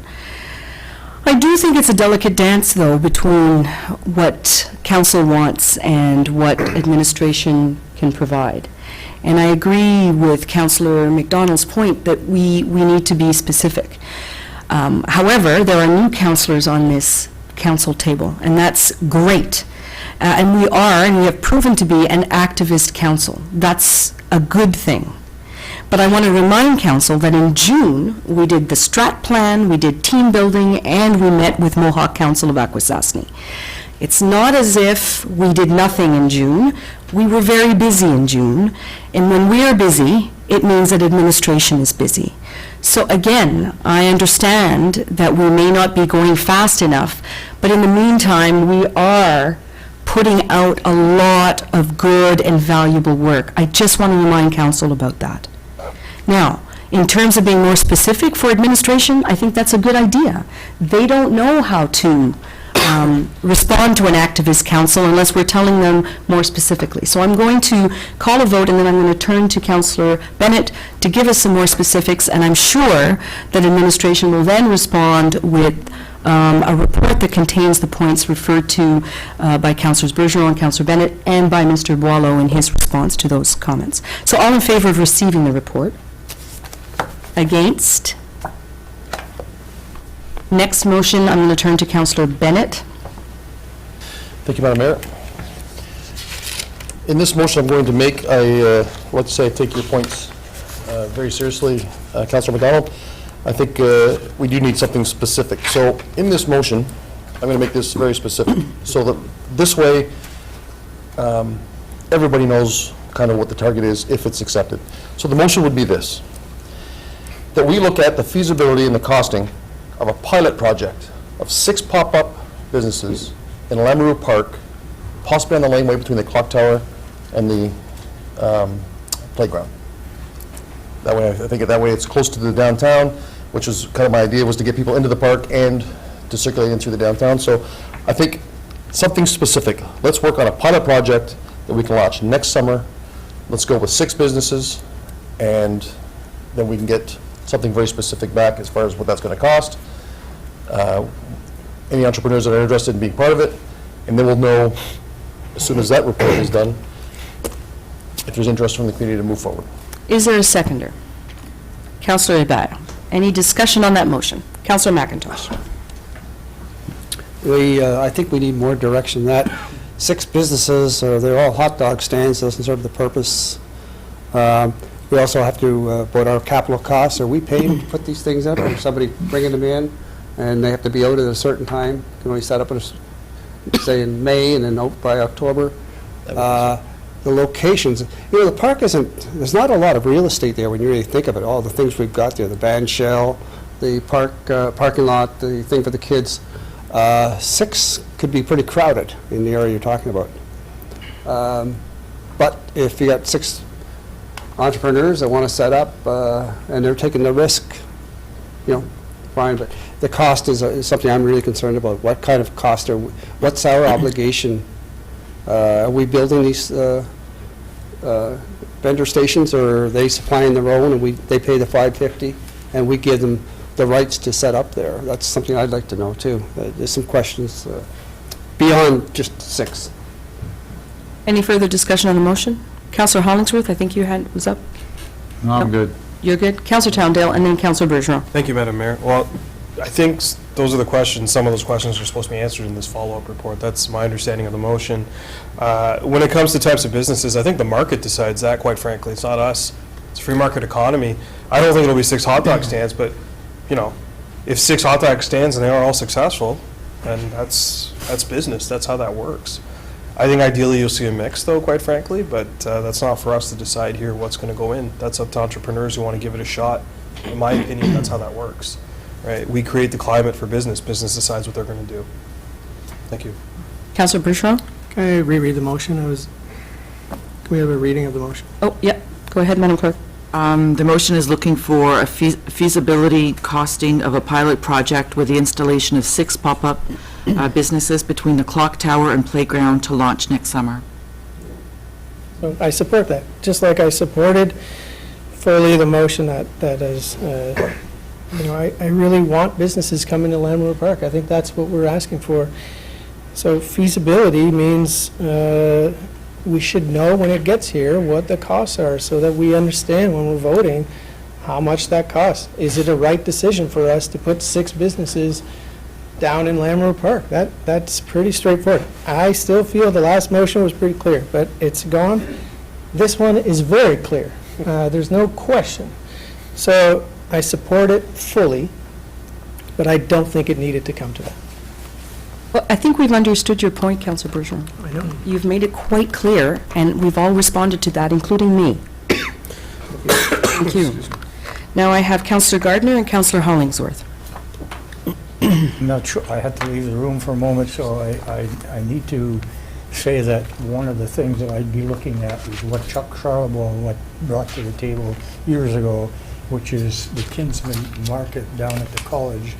That kind of a market would draw a hell of a lot of people to the park, and we need to look at that. So I'm not sure what your motion was, but that's one of the things I'd be looking at. Councillor Bergeron just had it reread, though. Did you want to hear the motion again? I'd like to, yeah. Yeah, so Madam Clerk. Yeah, the motion is for a feasibility costing of a pilot project with the installation of 6 pop-up businesses in Lammerwood Park between Clock Tower and the playground to be launched next summer. Including a marketplace, outdoor market, yeah, okay. Thank you for your comments, Councillor Gardner. Councillors Hollingsworth and then Grant. I wasn't going to say anything, Your Worship, but they're kind of through the discussion.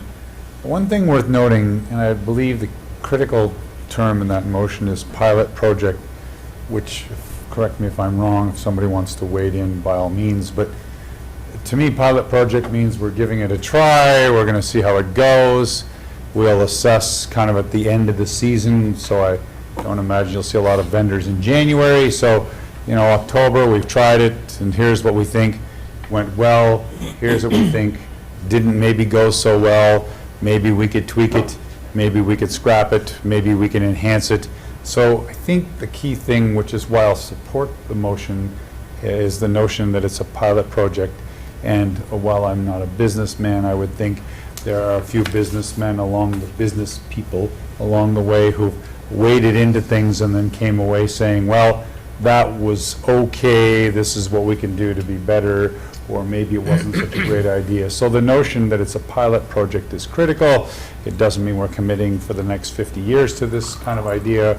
We're going to give it a whirl, see how it goes, shake it out or jig it if we need to, or maybe we say afterwards, well, good try, but no thank you. So I think we have to at least give it a chance to sort of thrive and tweak it if need be. So I'll support the motion as it's read, Your Worship. Thank you, Councillor Hollingsworth. Councillor Grant. Not myself. Thank you, Madam Mayor. I think the motion is too vague. I think we have to give some more direction to administration, so they decide on the businesses. If I was given this chore, I'd go, well, what do they want? Who's going to make that decision? So whoever makes this report comes back with 6 pop-up businesses. No, we don't think they'll work. To me, we have to give some better direction to administration and get out of the guesswork for them. They got enough to do without trying to second guess what we're giving them direction on. I think that we have to do our homework and do our research and say, these are the businesses that are successful in other municipalities, pop-up businesses, and we would like to see out of 10 businesses, 6 that would survive here. So I want to support it because I don't think it's fair to administration to give them that kind of vague direction. Thank you, Councillor Grant. Mr. Boileau did want to speak. We're happy to do this. I just wanted to make it clear, though, that it could, a feasibility study means that you're going to measure whether it's feasible or not. It could be, for example, that we come back and say that that location doesn't work. It could be. So I just wanted to be clear with council that it could be that we have perhaps either an alternative location suggested or an alternative number of facilities that are, et cetera, et cetera. So I just wanted to be clear on that, that it could be that if we're going to be tight to those requirements, for example, I cannot think of how parking would work in that location. The parking at the museum is not available most of the summer. It's full. And so there's the question of whether that location works if you can't park nearby. So it may work, but it would certainly be more for pedestrians than it would be for anyone who's trying to get there by car. It's just an example. Councillor Grant, did you want to follow up? No, I think that's fine. Okay. Has everyone spoken? Councillor McDonald, you haven't spoken on this. Go ahead. No, just want to say quickly, I'm glad that Mr. Baller brought up location, because while we were speaking, I thought there isn't that much space between the clock tower and the kids' plaything, and it's awfully close to Montreal Road. I think deeper in the park, there are two major power sources closer to the band shell. There's one in the east, one in the west, because I know anytime we have Labor Day and we need plug-ins, you have to go down deep into the park to get electricity. So that would probably be a much cheaper option than trying to get power. Like, we used to have lights on the trees there. We had to discontinue it because we were using extension cords. So I think just from a power source point of view alone, which means cheaper, deeper in the park around those two electrical boxes would be the key location. So maybe 3 at one, 3 at the other, and that's still the park. In fact, it's more of the park.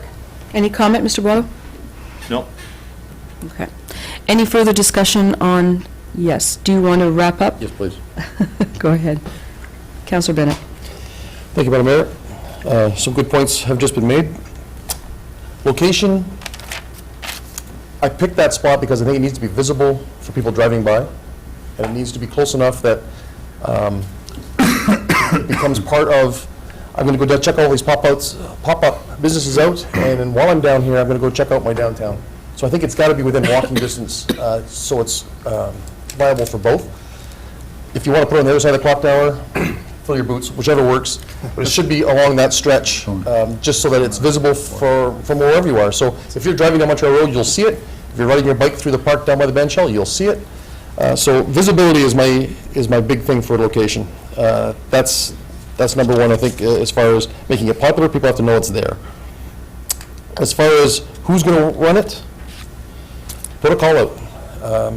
I've been to a few of these pop-up businesses, and typically they're artisans, people selling small things they've made, sometimes selling funny T-shirts I've seen a leather guy set up. Like, there's so many different, you're not going to get 6 hot dog vendors. As soon as one's there, there's no money in it for 2.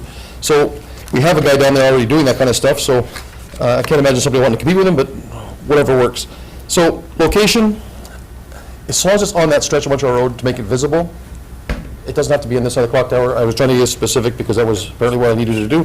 So if it was on the other side, the other pathway going to that leads towards the complex, that might solve our parking issue.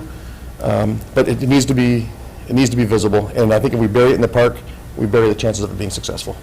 Thanks. So I'd like to add that I will wholeheartedly support the motion. And my comment to administration is that you will get a sense from this council around what they'd like to see. So if the report says, for instance, that location doesn't work and here's why, it would be great to have a report that proposes a good location. Because we don't want to be having this conversation next year, October, with Councillor Bergeron saying, another year has gone by and we haven't done this, right? So I want to make sure that administration understands that we've gotten more specific, but we'd like help in moving forward with an idea that this council discussed in their strategic planning process as well. And so it's a signal to administration that it's serious. So I have Councillor Hébert, and then I'll go to Mr. Boileau. Thank you, Madam Mayor. Just on the topic of, getting reports back, should we put a timeline on this?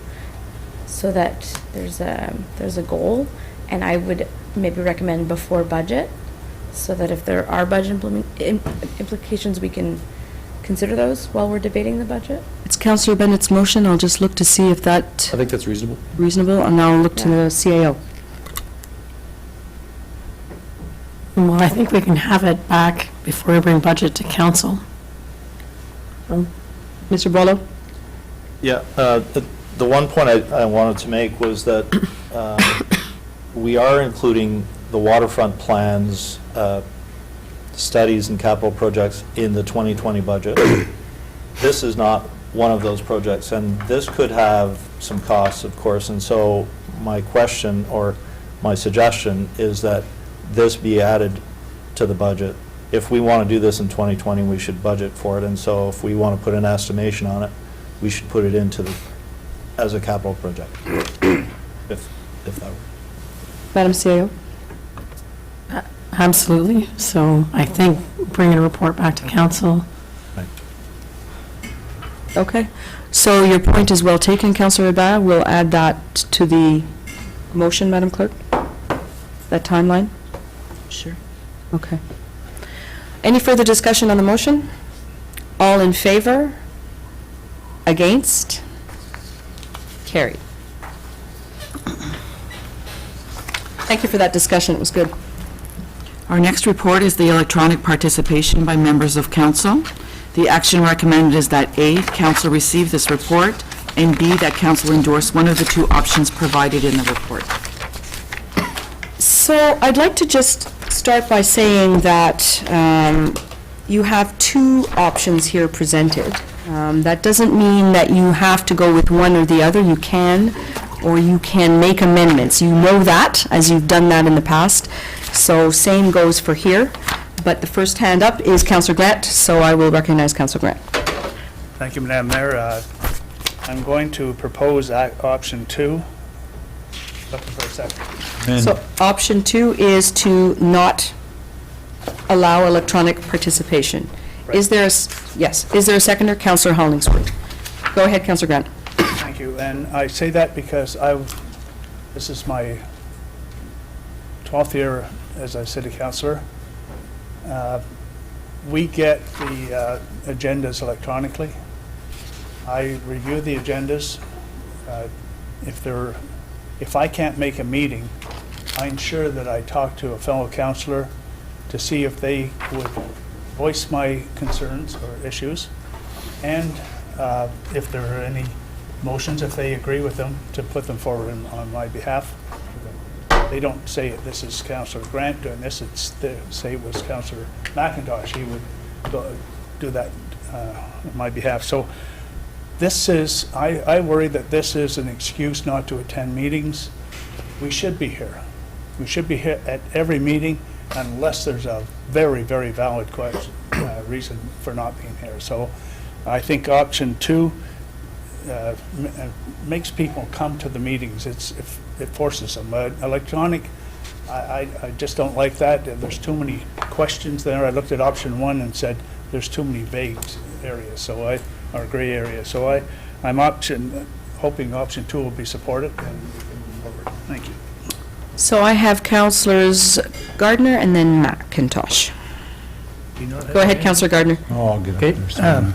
historically, and I'll agree with Councillor Grant, historically, this council, and I've been here, 13, 14 years now, whenever there was an issue that was really important, we always allowed someone who was not, one of the councillors was not around the table to join in on the conversation and vote.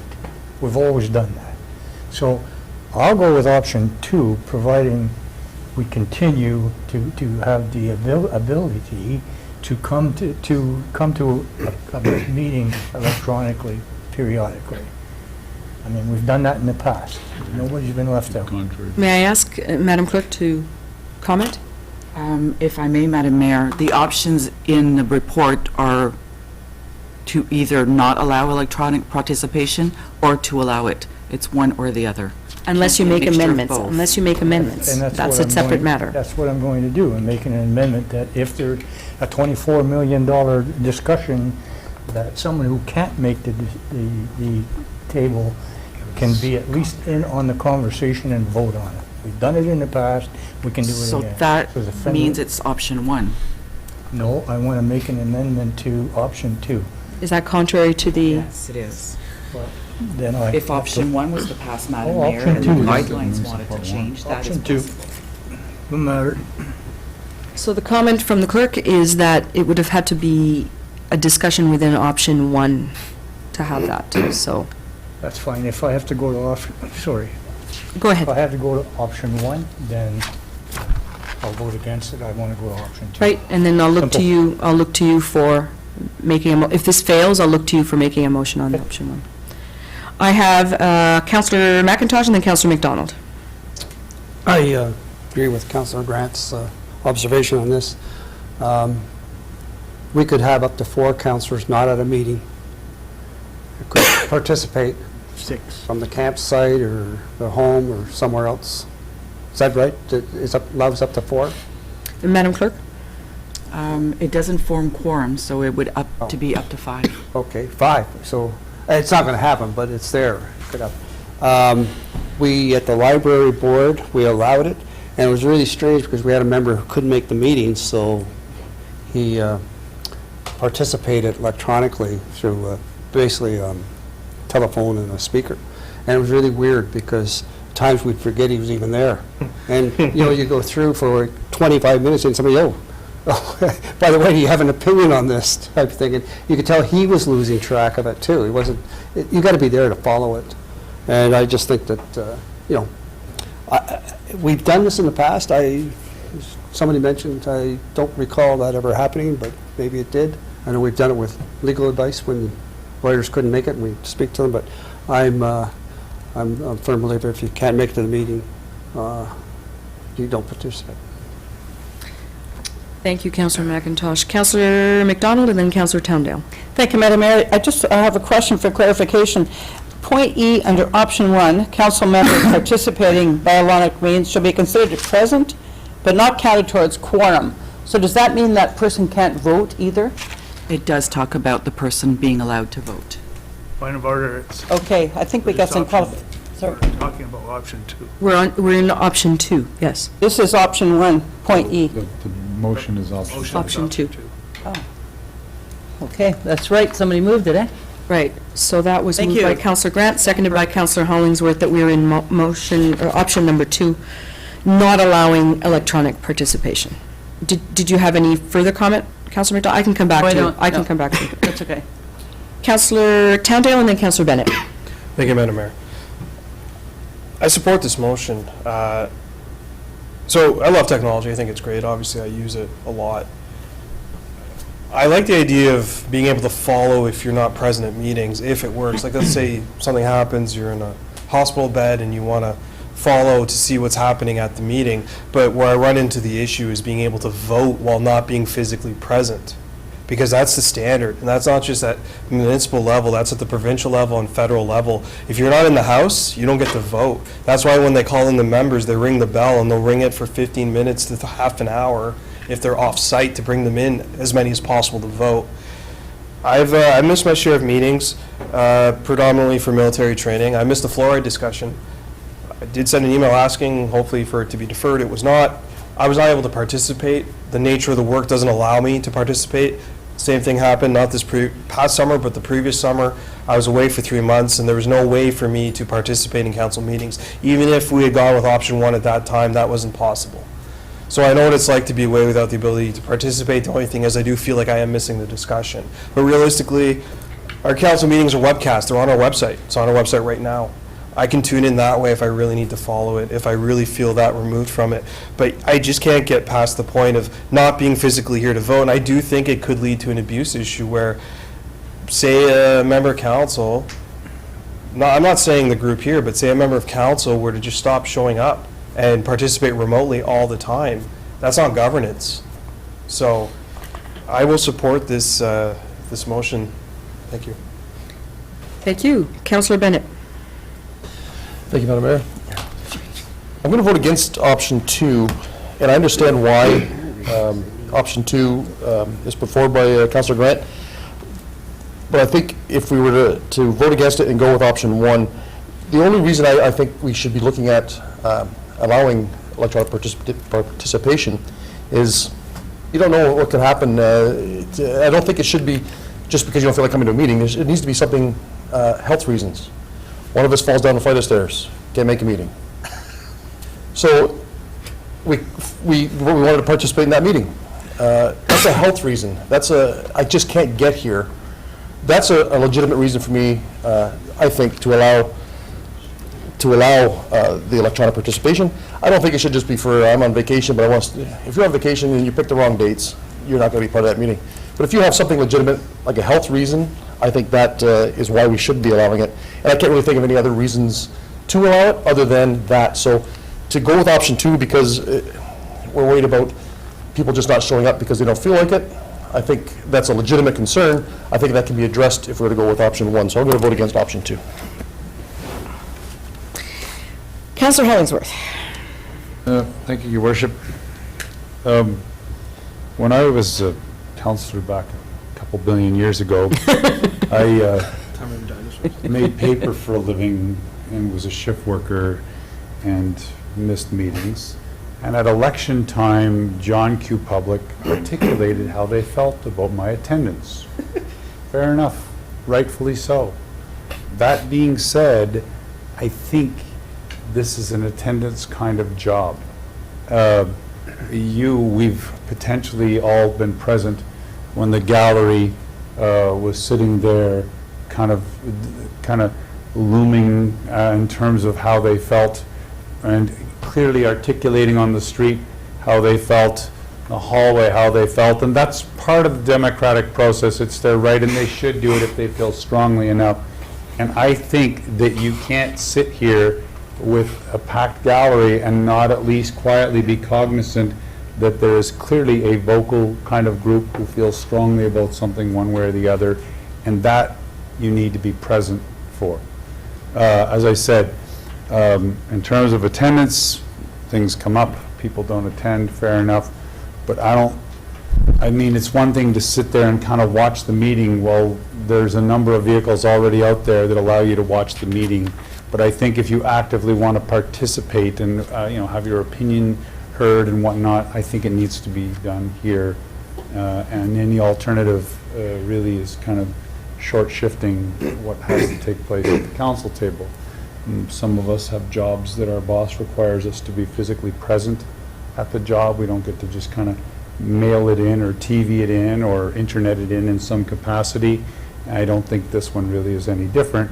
And if we can't get to meetings for whatever reason on election day, people will decide what they think about that one way or the other, and that's the nature of the business. And certainly I can live with that. So I'm going to support option 2. I think you need to be here. Thank you. Councillor Bergeron. Thank you. I was on the fence on this one when it came to us a few months ago, but I think I agree with my colleagues here. After sitting around the council table for almost a year now, you have to be here. If you're not here, this isn't a technology issue as far as I'm concerned. We have the tech. I've sat in a lot of meetings on Skype, and it never goes well. Never, not once. Star Trek is the only place where these meetings actually work properly. So, to me, it's very simple. Keep it the way it is. We have the tech, I get my emails electronically, I get all this electronically, but to attend electronically is an entirely different matter. So, I support the motion as it is. I think everybody has spoken. Councillor Hubert, maybe not. Would you like me to speak? Not if you don't want to. Voice that much. Not, if you have nothing. Support the motion. Okay. So, before I go to Councillor Grant for wrap-up, I will say that I agree with all of you, but I agree with Councillor Bennett more. I also believe in attendance. I mean, that's the best way to check the look on people's faces as they're talking and for them to make eye contact and listen to each other. And Councillor Hollingsworth's point is very good about people in the audience and how that informs the democratic process and informs engagement. However, my view is more along the lines of accessibility. So I am the one who fell down the stairs. What are the odds? Yes. A couple of weeks ago, I fell down the stairs here at City Hall. I was rushing and I fell. I'm fine and everything is fine. The story got out of hand where they thought I had a concussion, but no, it's fine. But I did injure my knee somewhat, and I was a little bit out of commission for a few days. And I got a taste of what it's like to not be able to go upstairs, to have to look for an elevator, to have trouble getting in and out of a car. And from there, my mind went to what happens when you're in a wheelchair, what happens when you're sick temporarily, you're undergoing some treatment that prevents you from being here temporarily. So I would have preferred going with option one, but with some stringent controls so as to avoid the situation where you have people phoning it in. No. But if somebody had a valid health concern, a temporary one, I would have been open to considering that, not just because of my recent experience, but because, I have clients as well that deal with accessibility issues, and that can be a problem. And I thought electronic participation would have been along that spectrum towards some better accessibility. So I'm not going to support this, although I agree with all of your points. I don't even get up to go to the washroom, folks. I sit here the entire time. So I get it. I get that being here and being present is important. So I'm not going to support the motion, but you understand why. Any further comment? Councillor Gardner. It may not go anywhere, but I'd like to make a friendly amendment that at the discretion of the mayor, anyone missing a meeting for a health reason or whatever, and I say at the discretion of the mayor, if it's a very, very important issue, that that person be allowed to at least sit in electronically. I know. Yeah, I'm going to turn to the clerk to see if that's allowed. That's okay, Councillor Gardner. Through you, Madam Mayor, it is against the motion. Okay. Historically, we've done it, so I don't understand why we've changed our minds, so, anyway. Do you have any comment for that? Madam Clerk? Yes, I do, Madam Mayor. The few times that people participated on a conference call was at the discretion of the group, but it wasn't in the procedural bylaw. And the new legislation says that it must be in that procedural bylaw, so it's one or the other. Okay, and that would have been made it clear, I wouldn't have even stood up before. Thank you, Councillor Gardner.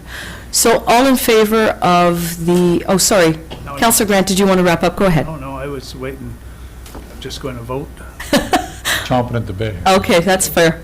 All in favor of the motion? Against? Carried. Next item, Madam Clerk. Better try.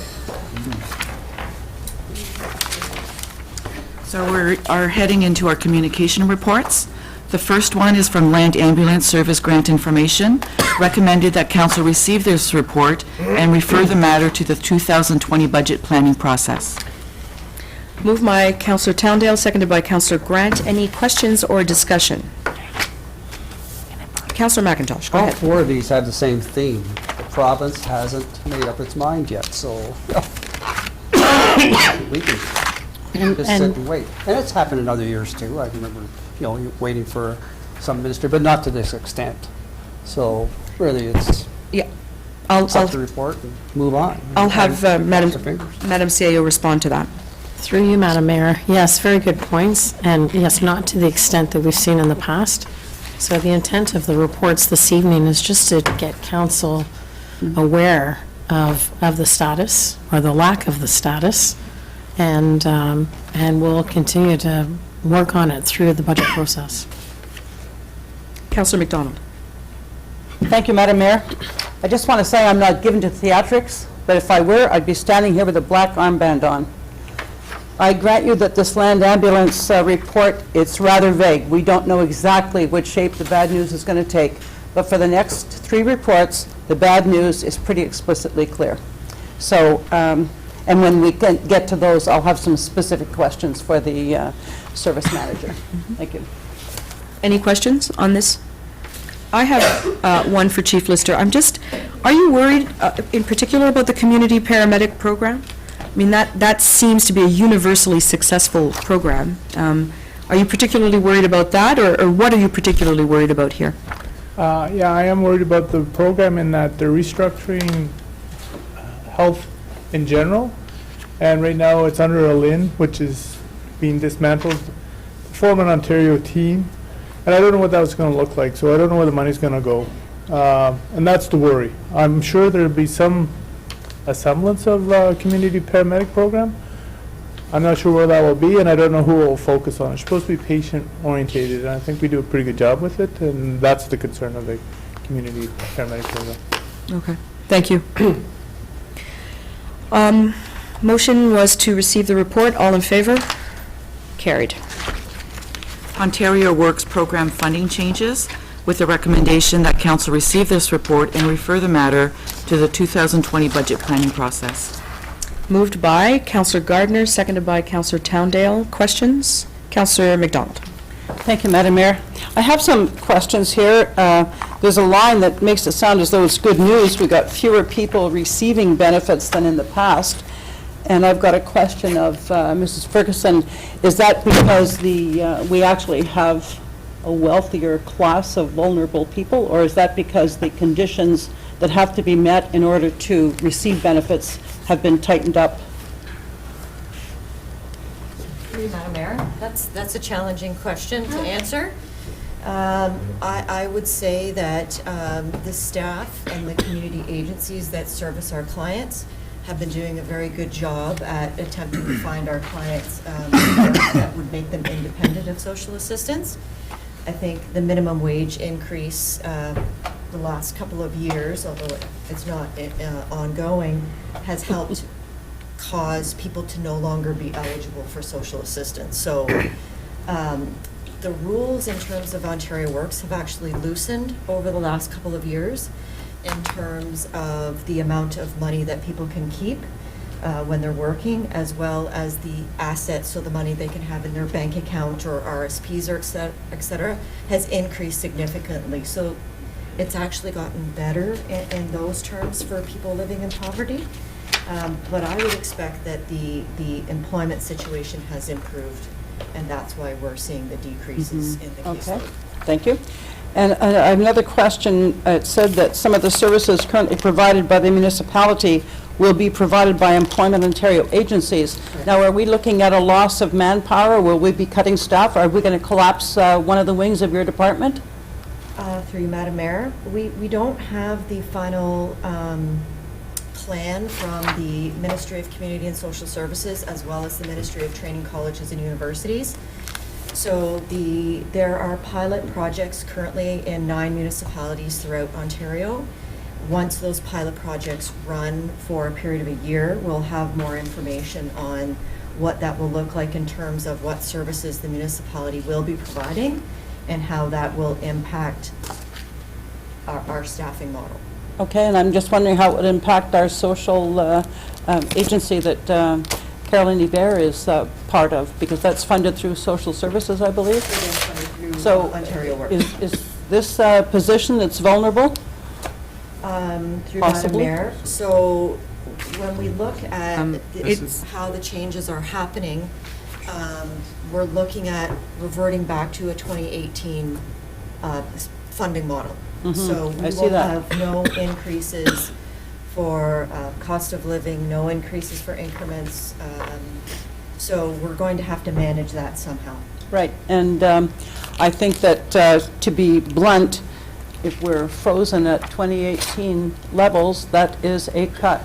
Not a freeze, but it's actually a cut, because the cost of living goes up and bread is more expensive to buy.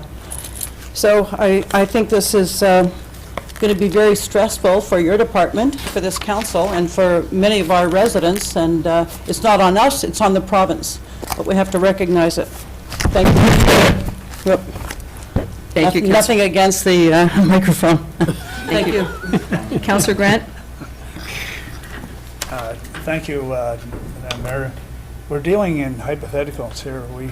We don't know the end result of the game, and we're making major assumptions here that they could be positive outcomes. So I think until we get the final budgetary numbers from the province, then we can deal with it and start taking action on how we can lobby the government to make any changes if it's necessary. But we're dealing with, I suppose it may happen this way, I suppose it may not. So I like dealing with real numbers, and we don't have the real numbers yet. So these are hypotheticals. Any further comments on this? I had the same questions as Councillor McDonald, so I appreciate Ms. Ferguson's answers. Councillor Grant, I agree with you. We don't know yet. This government has made reversals. However, if they don't, and if we are dealing with cuts, it is going to be up to us to be vocal around how this affects municipality and its residents and taxpayers. Did Ms. Ferguson want to address that? And then I'll go to Councillor Gardner. Madam Mayor, just to address Councillor Grant's comment, this actually has happened already. So we have been dealing with this cut for the period of 2019 already. So this cut happened effective, they told us in June or July that it was effective January 1st, 2019.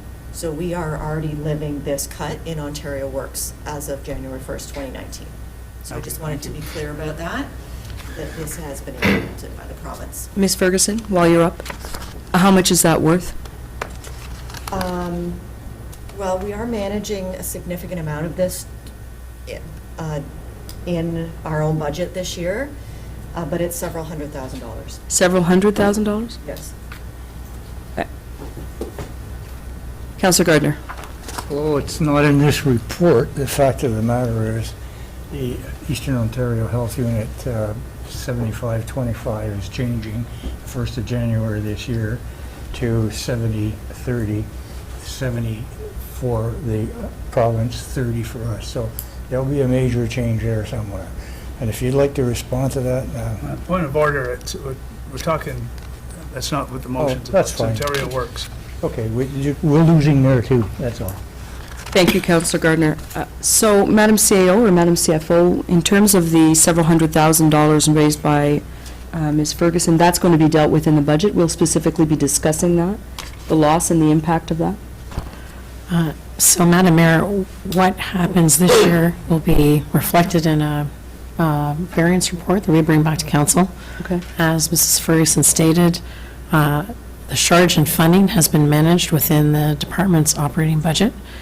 And then we wanted to, again, just make council aware as we move into budget discussion shortly. This is probably going to be part of I think probably the most significant challenge within the 2020 budget as we're going into those discussions. Okay.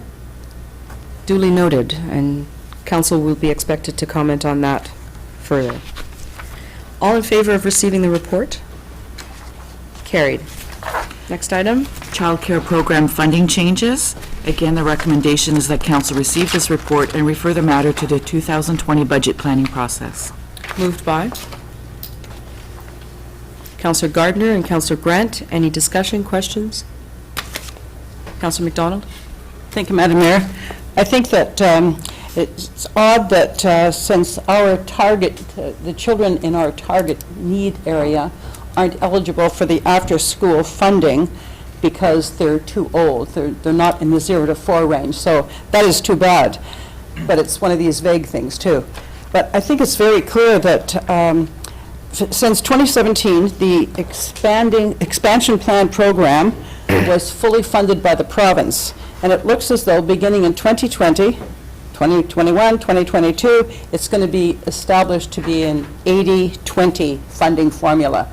So the first report mentioned how good it was that the downloading has finally been reversed. The downloading that we experienced, 20 years ago from a previous government, finally finished in terms of social assistance, but now we have this is a download when we have the expansion plan for 2020 and 21 and 22, now with us paying 20% rather than the province picking up the whole tab. So once again, that's an expense on us. Thank you. Any further comments? All in favor of receiving the report? Carried. Glen Stordon Lodge, 2020 funding changes. The action recommended is that council receive this report and refer the matter to the 2020 budget planning process. Moved by Councillor Gardner, seconded by Councillor McIntosh. Any comments?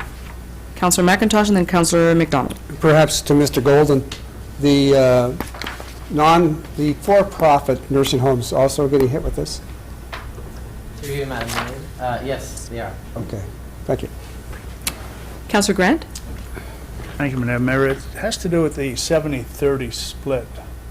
How is that, I need my memory refreshed on how that is. Is that per capita based or?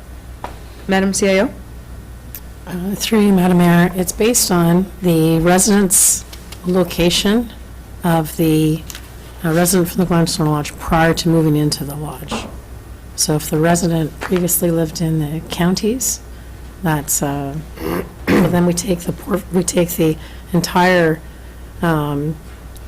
resident load at the Glen Stordon Lodge, and depending on where they lived prior to coming into the lodge, that is how this formula adjusts, and it moves a little bit every year based on that. 75-25.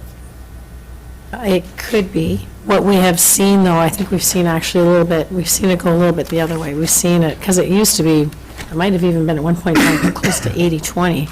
We're seeing it now. We're seeing more residents from the counties come into the Glen Stordon Lodge. Okay, good. Thank you. Any other questions?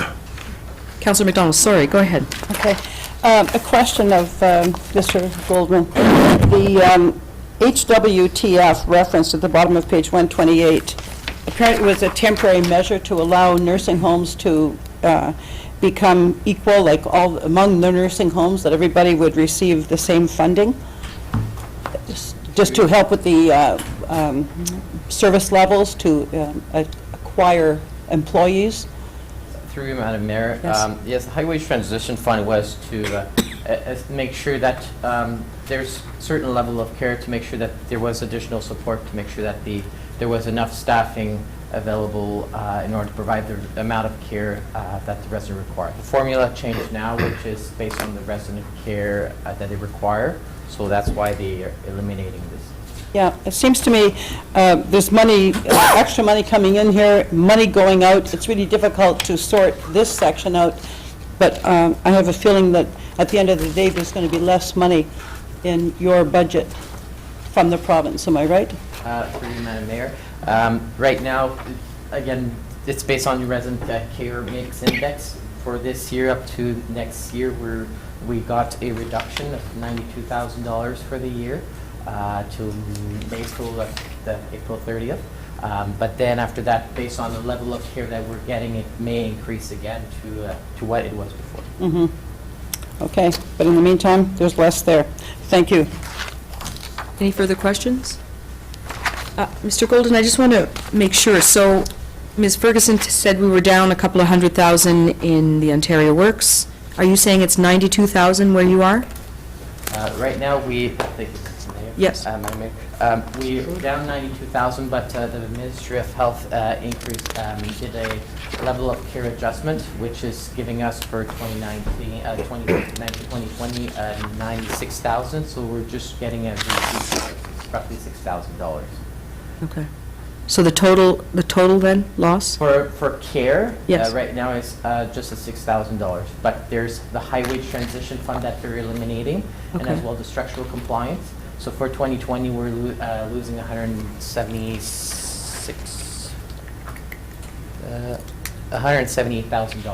For 2020? For 2020. Not, so 2019, it's a small amount, 2020 is the 178? Yes. Okay, thank you.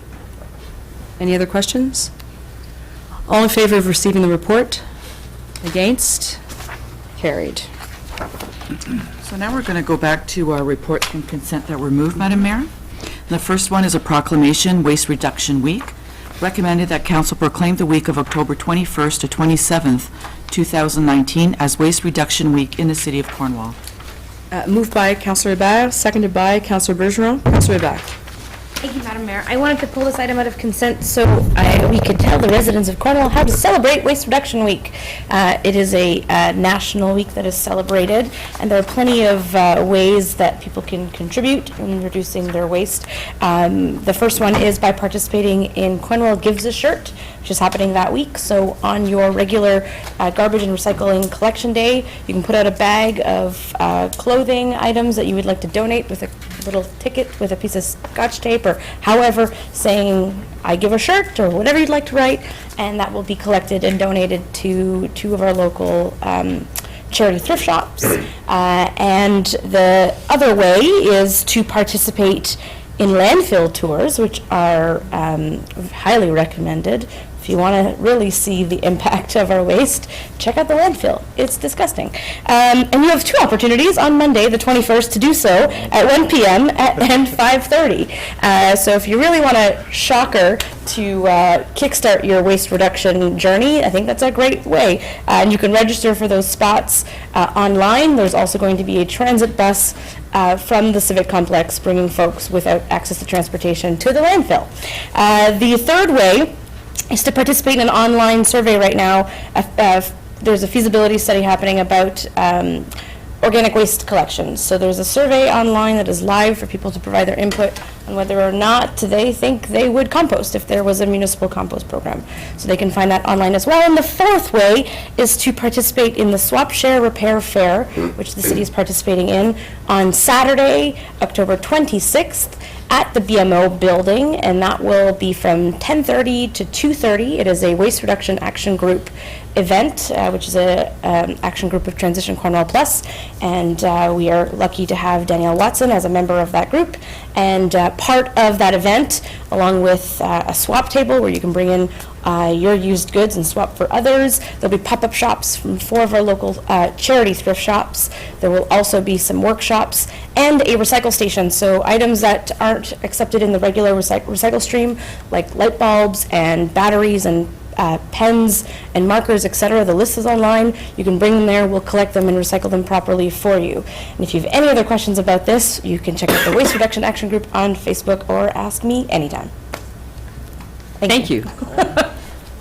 Councillor McIntosh? Did I hear that right, that there are tours of the landfill site? Yes. Well, anybody wants to, I have a load of garbage to take to landfill on Saturdays. Anybody wants something up personal, up close, come and help me unload. Thank you for that, Councillor Hébert. Give a shirt. I've got my jackets ready for my bag. I'm donating. Through them first? No, kidding. Yeah. I think that's great. Thank you for that information. All in favor? Carried. Our next report is the 2019 Waterfront Plan. The action recommended is that council adopt the 2019 Waterfront Plan as presented at the PAC public meeting of July 29th, 2019, as well as an information item at the September 16th, 2019 PAC. Moved by Councillor Bennett, seconded by Councillor McDonald. Councillor Bennett. Thank you, Madam Mayor. I'm so looking forward to this plan finally being implemented or brought so that we can start using it. It's been about 2-3 years, I think, in the making this plan. I like this plan. I'm just wondering if I would be out of place to add a amendment to the recommendation to say that we implement or form the new Waterfront Plan Implementation Committee so that we hit the ground running with this plan and we can get this thing formed ASAP so that this plan does not sit around collecting dust and we can get moving on it ASAP. Can we add that comment, Madam Clerk? I would think that would be a second motion, Madam Mayor. Second motion? I will look to you after Absolutely. we pass this. Does anybody else want to comment on the waterfront plan? Councillor Bergeron. Yes, thank you. During PAC, I had asked that the scoring matrix be sent to me. I never received it. I followed up. I still haven't received it. Okay. Doesn't change my support for the waterfront plan in general, but I do think there is a committee, which I would support, that the scoring metric of ease of implementation be increased as a percentage. So all that to say, I support this motion. I support the waterfront plan as we discussed at PAC. I just really would have liked to have this conversation today, but I don't have that information yet. Madam CAO or Mr. Boileau, the scoring matrix? Can you comment on Councillor Bergeron's comment? Yeah. I believe, I vaguely recall the question, and I will check back with Think Design to get that scoring matrix to the council. Thank you. Councillor Bergeron? Follow up? That's fine? Good. Okay. Councillor Rebecca? Thank you, Madam Mayor. I believe I've seen it. It's in the appendix in the back of the plan. I have the plan here electronically, but, so if it is there, I'll bring it to your attention. I'll recognize Councillor Bergeron again. Sorry, the scoring metrics I'm asking for is not the one in the plan. It's the digital copy of it so that we can change it and see how the plan changes. So personally, the fact that a beach is our top priority tells me the scoring matrix is wrong. It's what scored the highest, and that's what I brought up at PAC. So the scoring matrix is there, but I asked to receive it so that we could, or I could, play with it and see what happens when and I was told that's how it would work. So it's not the one that is there, it's the one to work with. Understood. Mr. Boileau, did you understand that as well? Okay. Any further comments concerning the waterfront plan? All in favor? Councillor Bennett? Pardon? Councillor Hollingsworth? Oh, sorry. Waterfront plan against Councillor Hollingsworth. Doesn't really matter, But I'm saying it out loud so that everybody knows. I'm Thank raising you. my hand. Thank you. I want to be counted. Of course. Councillor Hollingsworth, Councillor Bennett. I would like to make a motion that we form the Waterfront Plan Implementation Committee so that we can get this plan rolling and start improving our waterfront. Seconded by Councillor Grant. Any discussion concerning this? Councillor Bergeron. I guess it's a question or a point of order. We just, a few months ago, eliminated the waterfront committee. Is this contrary to that? Madam Mayor, if I may, the Waterfront Plan Committee was suspended for the time being. So we had a list that kept going, a list that were eliminated, and a small list that were deferred. This is part of the deferral. Thank you. Councillor McIntosh? Can I ask the size of the committee and how many members of council going to be on it? So we will come back with that, I imagine, Madam CEO? We'll come back with updated terms of reference. Yeah, okay. Councillor McDonald? And if we're going to revert to the old committee, I hope we're going to strive to get a bit of equity, gender equity on the committee. I think we had 18 men on the last committee. We're not reverting to any old anything here, Good. Councillor McDonald. Thank you. It's 2019. I like it. Any other comments? That was 2019. Good.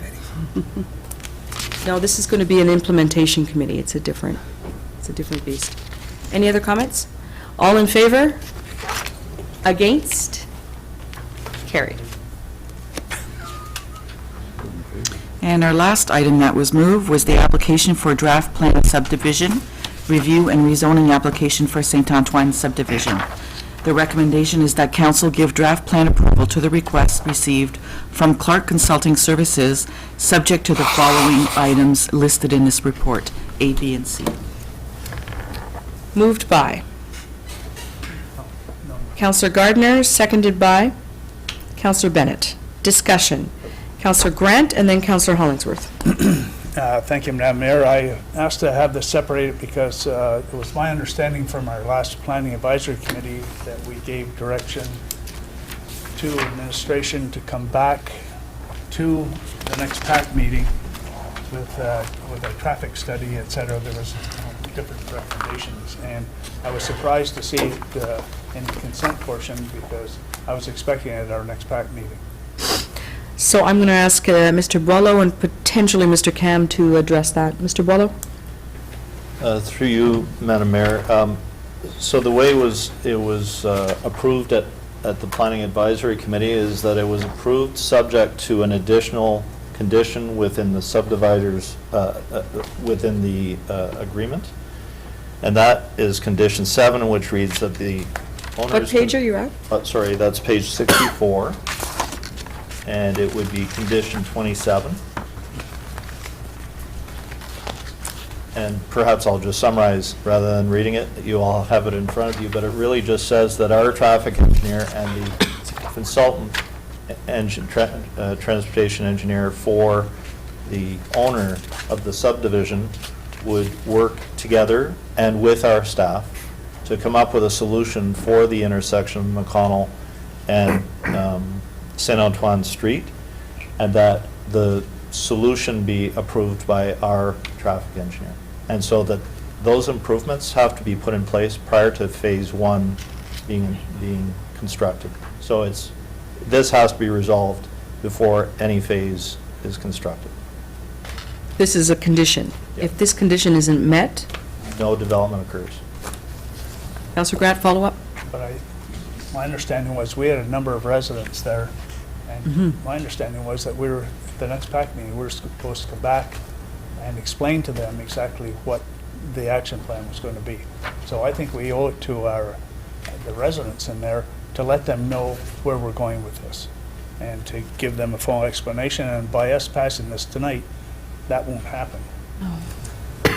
Mr. Boileau? I believe what we've done is the motion of the advisory committee. I could stand to be corrected. I remember who made the motion. Yes, but I'm going to come to you in a minute, Councillor Ribad. I have Councillor Hollingsworth, and then I'll come to you. Thank you. Councillor Hollingsworth? Just one question, Your Worship, and I guess it's probably to you, Mr. Boileau. On page 68, and maybe I've screwed up the context of this report, but on page 68, number 5.11, 511, it says, no other mitigation measures will be necessary for the study of intersections accommodate proposal resident development. Now, the way that reads to me, and maybe I tried to read it and perhaps I misread it, but the way it reads to me is, okay, maybe I should, this is part of the overall report, correct? Like this was added as, I would probably refer to Mr. Kam to answer that question, although I will say that this is the consultant's document. Right. You're reading, and it dates 2 years ago. okay. So I guess where I'm going with this, and maybe I can expedite things. Okay. The way that reads to me is that we've done the study and everything's fine and carry on. And- So we're not going to do anything. And that was what he was trying to say that evening, although the residents, I think, convinced everyone that Yes. there needed to be some work at that intersection. So I would agree that what he has written here is that all is well. Yeah, well, and I'm thinking, that's not the feeling I got Right. from people in And the so audience. the conclusion was that improvements need to be put in place. That is in the draft plan approval. that Exactly. Somehow you've got to come up with a Something street light or a traffic circle or a stop sign or something Something better that than. allows these people to get in and out. And that's, if we voted in favor of what's been recommended, that's little safeguard is going to be there so that we have something. Right. Because I don't want it to fall back on the city to say, well, 5 years ago, you did this, and now you've got to fix it, and it's going to cost you X number of bucks, when we had a chance to maybe oblige the contractor to participate in this somehow. So it is an effort that will require our transportation engineer and theirs, as well as other staff, including planning department, to have a conversation of how things can improve. There are changes that will occur in the future as well. I think I talked that evening about residential development will continue on the west side of McConnell Avenue. I also mentioned that, both Pitt and Brookdale have been under construction for some time. So the current situation is somewhat of an anomaly, but I think it was concluded that improvements are likely required at St. Antoine and McConnell, and the transportation engineers and our staff will work together to come up with something satisfactory to the city. Okay, now, that being said, are we going to get a chance to see what you guys have come up with, or is it, you've given us carte blanche, we're going to, and I don't mean to dismiss the discussion that'll take place, but Is it once we say, yeah, we're in favor, then we kind of don't see or hear anything after that and just hope that it works out? Like, is that how? What I can do is I can provide, once the conclusion has been arrived at, we can provide that through the Planning Advisory Committee to. Well, I'm not necessarily sure it's necessary to have a motion, Your Worship, then definitely, if we could just have some kind of a information tag somewhere so that I know what's taking place, so that if I get a phone call or somebody meeting me in the grocery store, I have an idea what I'm talking about, instead of feeling like I'm kind of groping in the dark. If we could do that, we're okay with that? Yep. Okay, thank you, Your Worship. Councillor Hébert and Councillor Gardner. Councillor. I think the point I was going to make has been clarified, was that the process usually takes a good year before it's even shovel-ready. So instead of delaying it until we had a solution, that we proceed, but only if we come up with a solution. But anyways, so I was expecting to see it here, but I also expected to come back to us with a resolution at PAC. Councillor Gardner and then Councillor Bergeron. Now, the reason I approve the motion was basically what Councillor Hollingsworth said. In the report, they talk about a roundabout, and they talk about lighting. And I was hoping it would be done as quickly as possible so that this construction can start. Because there's a lot of money invested in this, and there's going to be a lot more money invested. So as soon as I get a report, I'll be very happy to see that. I just, if you're saying a couple of weeks, the next PAC meeting, that's fine. Mr. Boileau? I can't answer that. Mr. Cam and their transportation engineer will, and I'm not even sure if they've had any conversations since that time. I would ask. Question I'd ask Mr. Cam, have you had any conversations with them at all? Mr. Cam? Through you, Mr. Mayor, we had conversations when they were working on their traffic report that was presented along with the PAC, to the PAC meeting. Yep. We haven't had any after that, because I think that condition is now on the, as a site, not subplan, but subdivision agreement condition. So now they're gonna have to get the wheels running, and then we'll work with them. But it's ultimately it's up to the proponent to get started with it. And I would glad to talk to them and provide information, data, etc., and review what solutions they are proposing. So could I ask you to initiate the discussions with them so that we get started on this? I can do that too. Thank Definitely. you. Thank you. Thank you. Councillor Bergeron. Thank you. For those who were at PAC, I had asked that this motion be read 3 or 4 times because I was really confused by it, and I'm still confused. So I just want to make sure. I was under the same impression that this was coming back to PAC, not to council. So can I get some clarification? I don't think that question was answered correct or properly. Should this not be at PAC and not here? Mr. Boileau. This is the way it customarily is done. Now, if council wishes for this to go back to PAC, we could certainly do that. But what customarily happens is that the conditions of the subdividers agreement are brought to a council meeting, not back to a PAC meeting. Traditionally. That is customarily how it occurs. Do we have that motion from PAC? Is there a way to bring it forward? Mr. Boileau, do you have it? I'll see if I can read it in the, we do have the PAC report.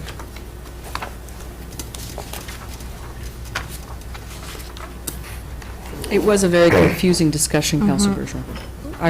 Yes. We shouldn't be confused about motions. It doesn't seem to indicate the recommendation. A council report will normally show the recommendation. Yeah. This doesn't. So unfortunately, I don't have that. So, I mean, I'll vote against it. To me, it should go back to PAC. I think that was certainly the implied motion that we passed at PAC. So I'll vote against it so that it stays at PAC until further discussion. Any further comments? Mr. Boileau, will this come back to PAC regardless?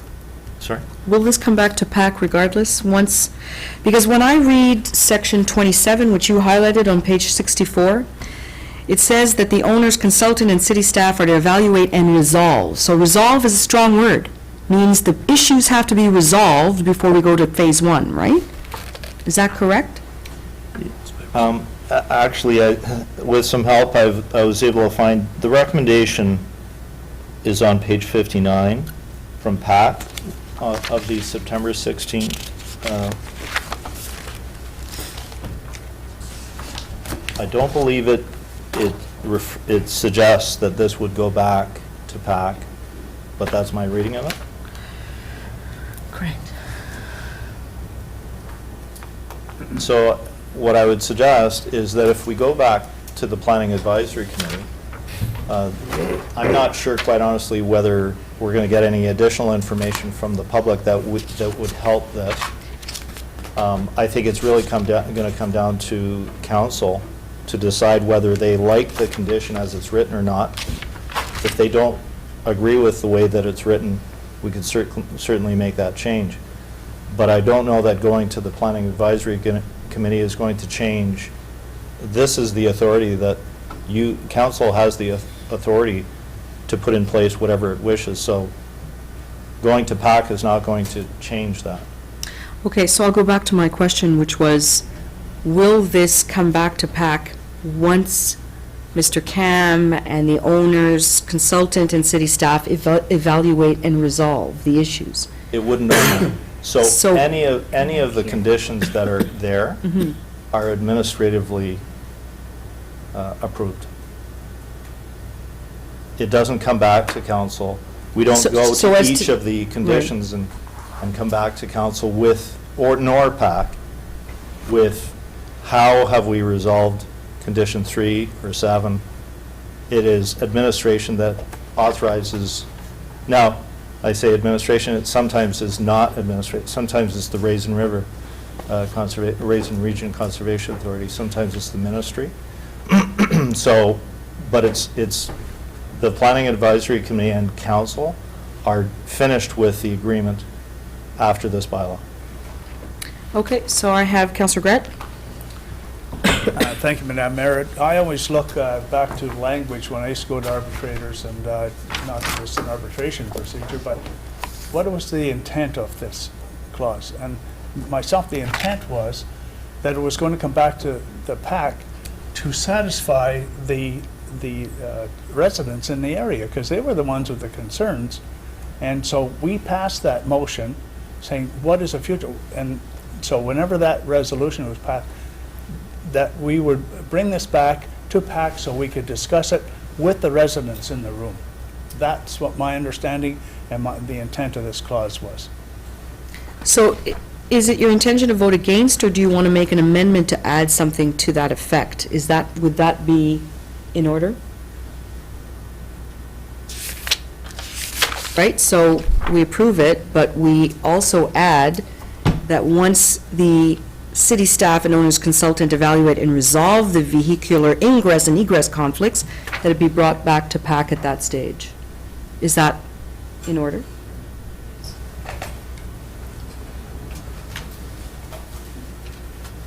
Good question, Madam Mayor. I would think we can do that. But if you look at the wording of the recommendation, we can't follow the recommendation, because once, Mark is right, once we give approval here at council, then it doesn't go back to PAC. I think it has to be the council give direction, we approve it, subject to going back to the planning advisory. Right, that's exactly what I'm saying, but we can add that here. I would think we can add that here so that that happens, so that we're not, because that discussion at PAC took hours, if you will recall, and it was extremely confusing. So it would be nice if we all understand the intent, we were all there, if we could approve this, but add the piece that it would have to go back to PAC after that issue has been settled. I'm just asking whether that would be... Keep their traffic consultant at home. Yeah, that was difficult. That's painful. I'm looking for guidance on whether such an amendment would be in order. I'll make the amendment. So is the intent to Point of go, order, could we not defer it back to another council meeting? Like, why do we have to go to PAC when council is the ultimate decision-making authority? Why waste our time going to PAC when it's already gotten through PAC? Why not just say defer it for X number of weeks or a month, pending Right. administration's review of it? And that, we don't have to approve this bylaw tonight. No, no, So no, a why motion would to we go to defer, PAC? It seems like you're going backwards. no, Counselor defer it. Hollingsworth, a motion to defer is always in order, so that's Oh, fine. oh. But however, let me just say that if it goes to PAC, would there be public notice requirement then? Because then you have, PAC has a little bit more leeway in terms of having the public attend and comment. All right. Mr. Boileau? I need that. I'm just trying to look at the options. I mean, it can be deferred, or it can, and it can be deferred and brought back to PAC. I think, what I'm trying to understand is what are you going to achieve at PAC? You're going to have this debate perhaps in front of the neighbors, and perhaps they would have an opportunity to comment on it. Although, quite honestly, if I look at the motion from PAC, it is, I think, very close to what the agreement's condition says. That additional, what's been bolded on page 59 is really very similar to condition 27. And so all of the public, all of that neighborhood heard this, the bold section. And so I'm not sure what you as PAC are going to achieve in that meeting, in a PAC meeting. I'm getting the sense from council that they want to ensure that these issues are resolved, right? So when you look at 27, it just says at the end, to the satisfaction of the city's traffic engineer. But it's- Maybe this council wants It's- a little bit it's- more control over, they want some assurances in public that the issues have been resolved. All I can suggest is Right. that perhaps what could occur is that the engineers and staff work together to try to come to a solution and perhaps bring that solution to PAC. So I'm going to go back to council now. You've heard Mr. Boileau, and I'm going to look towards you to determine how you want to proceed. Councilor Ribao? Thank you, Madam Mayor. I like what Mr. Boileau just said. Once a resolution has been concocted, that it be presented to, I would say, council rather than PAC. Because at this point, it's a council issue. PAC has approved, we're in favor of the subdivision, all that's great. All that PAC wants is to make sure is that there is a resolution, right? And so if that was presented to council, so that we can approve this right now, and they can continue with their subdivision planning, et cetera, whatever is involved in that. And at the same time, another group of folks are working on that resolution. And so in a couple of months from now, whenever that happens, it can come to council and be presented, and if we decide that's not enough, we can decide then and there. Is there an amendment in there? the amendment is gone, the referral is gone. This is a brand-new motion after this one is approved. So I can make, once we approve this, Could I can make a motion. Mr. Boileau? If what you're looking for is for council to have a say in this, perhaps what can happen on condition 27 is that it be to the satisfaction of the city's traffic engineer and council. There. That sounds good. I'm just trying to work this out here, folks. I'm looking at you and looking at all of you. Let's work this out. Right. What does council feel about that? And Madam Clerk, do you have a comment? Yeah, if we go with what Mr. Boileau is suggesting, then that would be an amendment. Okay. To clause 27. That would direct administration to come back to us for final approval, right? So Who makes that amendment? I would make that amendment. Councillor Ribao makes that amendment. Who seconds Second that? it. Let's go. Councillor Hollingsworth seconds the amendment. Excellent. Time is money. Any further discussion on that amendment? All in favor of that amendment? Against? Thank you, and thank you, Mr. Boileau. Tenders and requests for We still have to proposals, pass Madam the Mayor. Pardon? We still have to pass it as a motion if we just pass an amendment? We passed That's the amendment. the amendment. Oh, right, we need to motion pa- as amended. Thank you, Councilor Bergeron. So do we need a second, Right on it, that's good. Start do we need a debating second again. vote then? Because we need to vote on the amendment? The motion as amended. Yes, we have the mover and seconder, now we need to... All in favor of the motion as amended? Against? There's one against, Councilor Bergeron? Yes. Against? Carried. Tender 19T69, purchase of one new paramedic response unit and conversion services. The action recommended is that this tender be awarded to Roland Emergency Vehicle Products Incorporated from Mississauga at the total bid price of $95,739.25. Moved by Councilor Grant, seconded by Councilor Hébert. Any discussion? All in favor? Carried. Purchase of 3 replacement ambulances for paramedic services. Recommended that the council approve the purchase of 3 ambulances from Crestline Coach Limited from Saskatoon at the price of $488,265.09, and modifications for powerlifting device systems from Roland Emergency Vehicle Products Incorporated at the price of $91,681.06. Moved by Councilor Gardner, seconded by? Seconded by, folks, Councilor Bennett. All in favor? Carried. I have no new business motions, Madam Mayor. Okay. Passing of bylaws, that bylaws 2019-123 to 128 inclusive, listed on the agenda, be taken as read and passed. Moved by Councilor McDonald, Councilor Bennett. All in favor? Carried.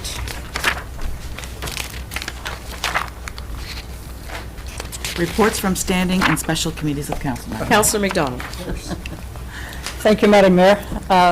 Earlier tonight, we had the people who were inducted into the Hall of Fame last year sign the Book of Recognition, and I'm really happy to report that this Friday night we'll be inducting 12 more people who are extraordinary individuals, one coming from Vancouver, one from Prince Edward Island, Ottawa, Montreal, via Austria and Spain. We have an extraordinary group of artists, and many of whom live in Cornwall as well. So tickets are available through Ticket Pro or the Civic Complex, and it's going to be a wonderfully entertaining evening. But I think the biggest news of all is we are extremely close to $500,000 in our fundraising efforts for the Arts Center. Woohoo! We sit at $489,040, and we really think that with indications we've had of money coming in, that we'll be at $500,000, I hope, by the Hall of Fame induction this Friday night. So that is great news. Thanks to the community, all those who've contributed so generously. Thank you, Councilor McDonald. Any other reports? Councilor Gardner. Very quickly, I was in Sudbury at the AFMO conference. Yes. And although we don't have a contract signed, AFMO has suggested that they are coming to Cornwall. So there's a lot of work to be done. I'll be right in front helping out. AFMO was really glad to come back to Cornwall. They've been here twice before. This will be the 3rd time. Happy to be here, and I said that the mayor would welcome them. So AFMO... Sorry, mayor and council. Yes, Mayor and Council. So the AFMO is Association Française des Municipalités de l'Ontario, and we are looking forward to welcoming them. You will recall the motion around the French University. It created quite a stir in the media. I continue to do interviews on that issue, so I know Councillor Gardner is moving forward, connecting with some of the former university committee folks as well. So there's more discussion on that topic to come. Any other reports? As Councillor Bennett looks at the clock. Okay, next item. Notices of motion, I have none, Madam Mayor. Thank you. Pending business listing. The recommendation is the council receive the unfinished business listing for October 15th. Moved by Councillor McDonald, Councillor Hébert. All in favor? Carried. Confirming bylaw, that bylaw 2019-129, being a bylaw to confirm the proceedings of council of the City of Cornwall at its meeting held this evening, October 15th, having been read, be now taken and passed. Moved by Councillor Grant, Councillor Bennett. All in favor? I want to thank the CAO for being here. I know you're extremely sick, but we appreciate you powering through. Please take care of yourself. Motion to adjourn. Councillor Hébert and Councillor Bennett, all in favor? Carried. Merci.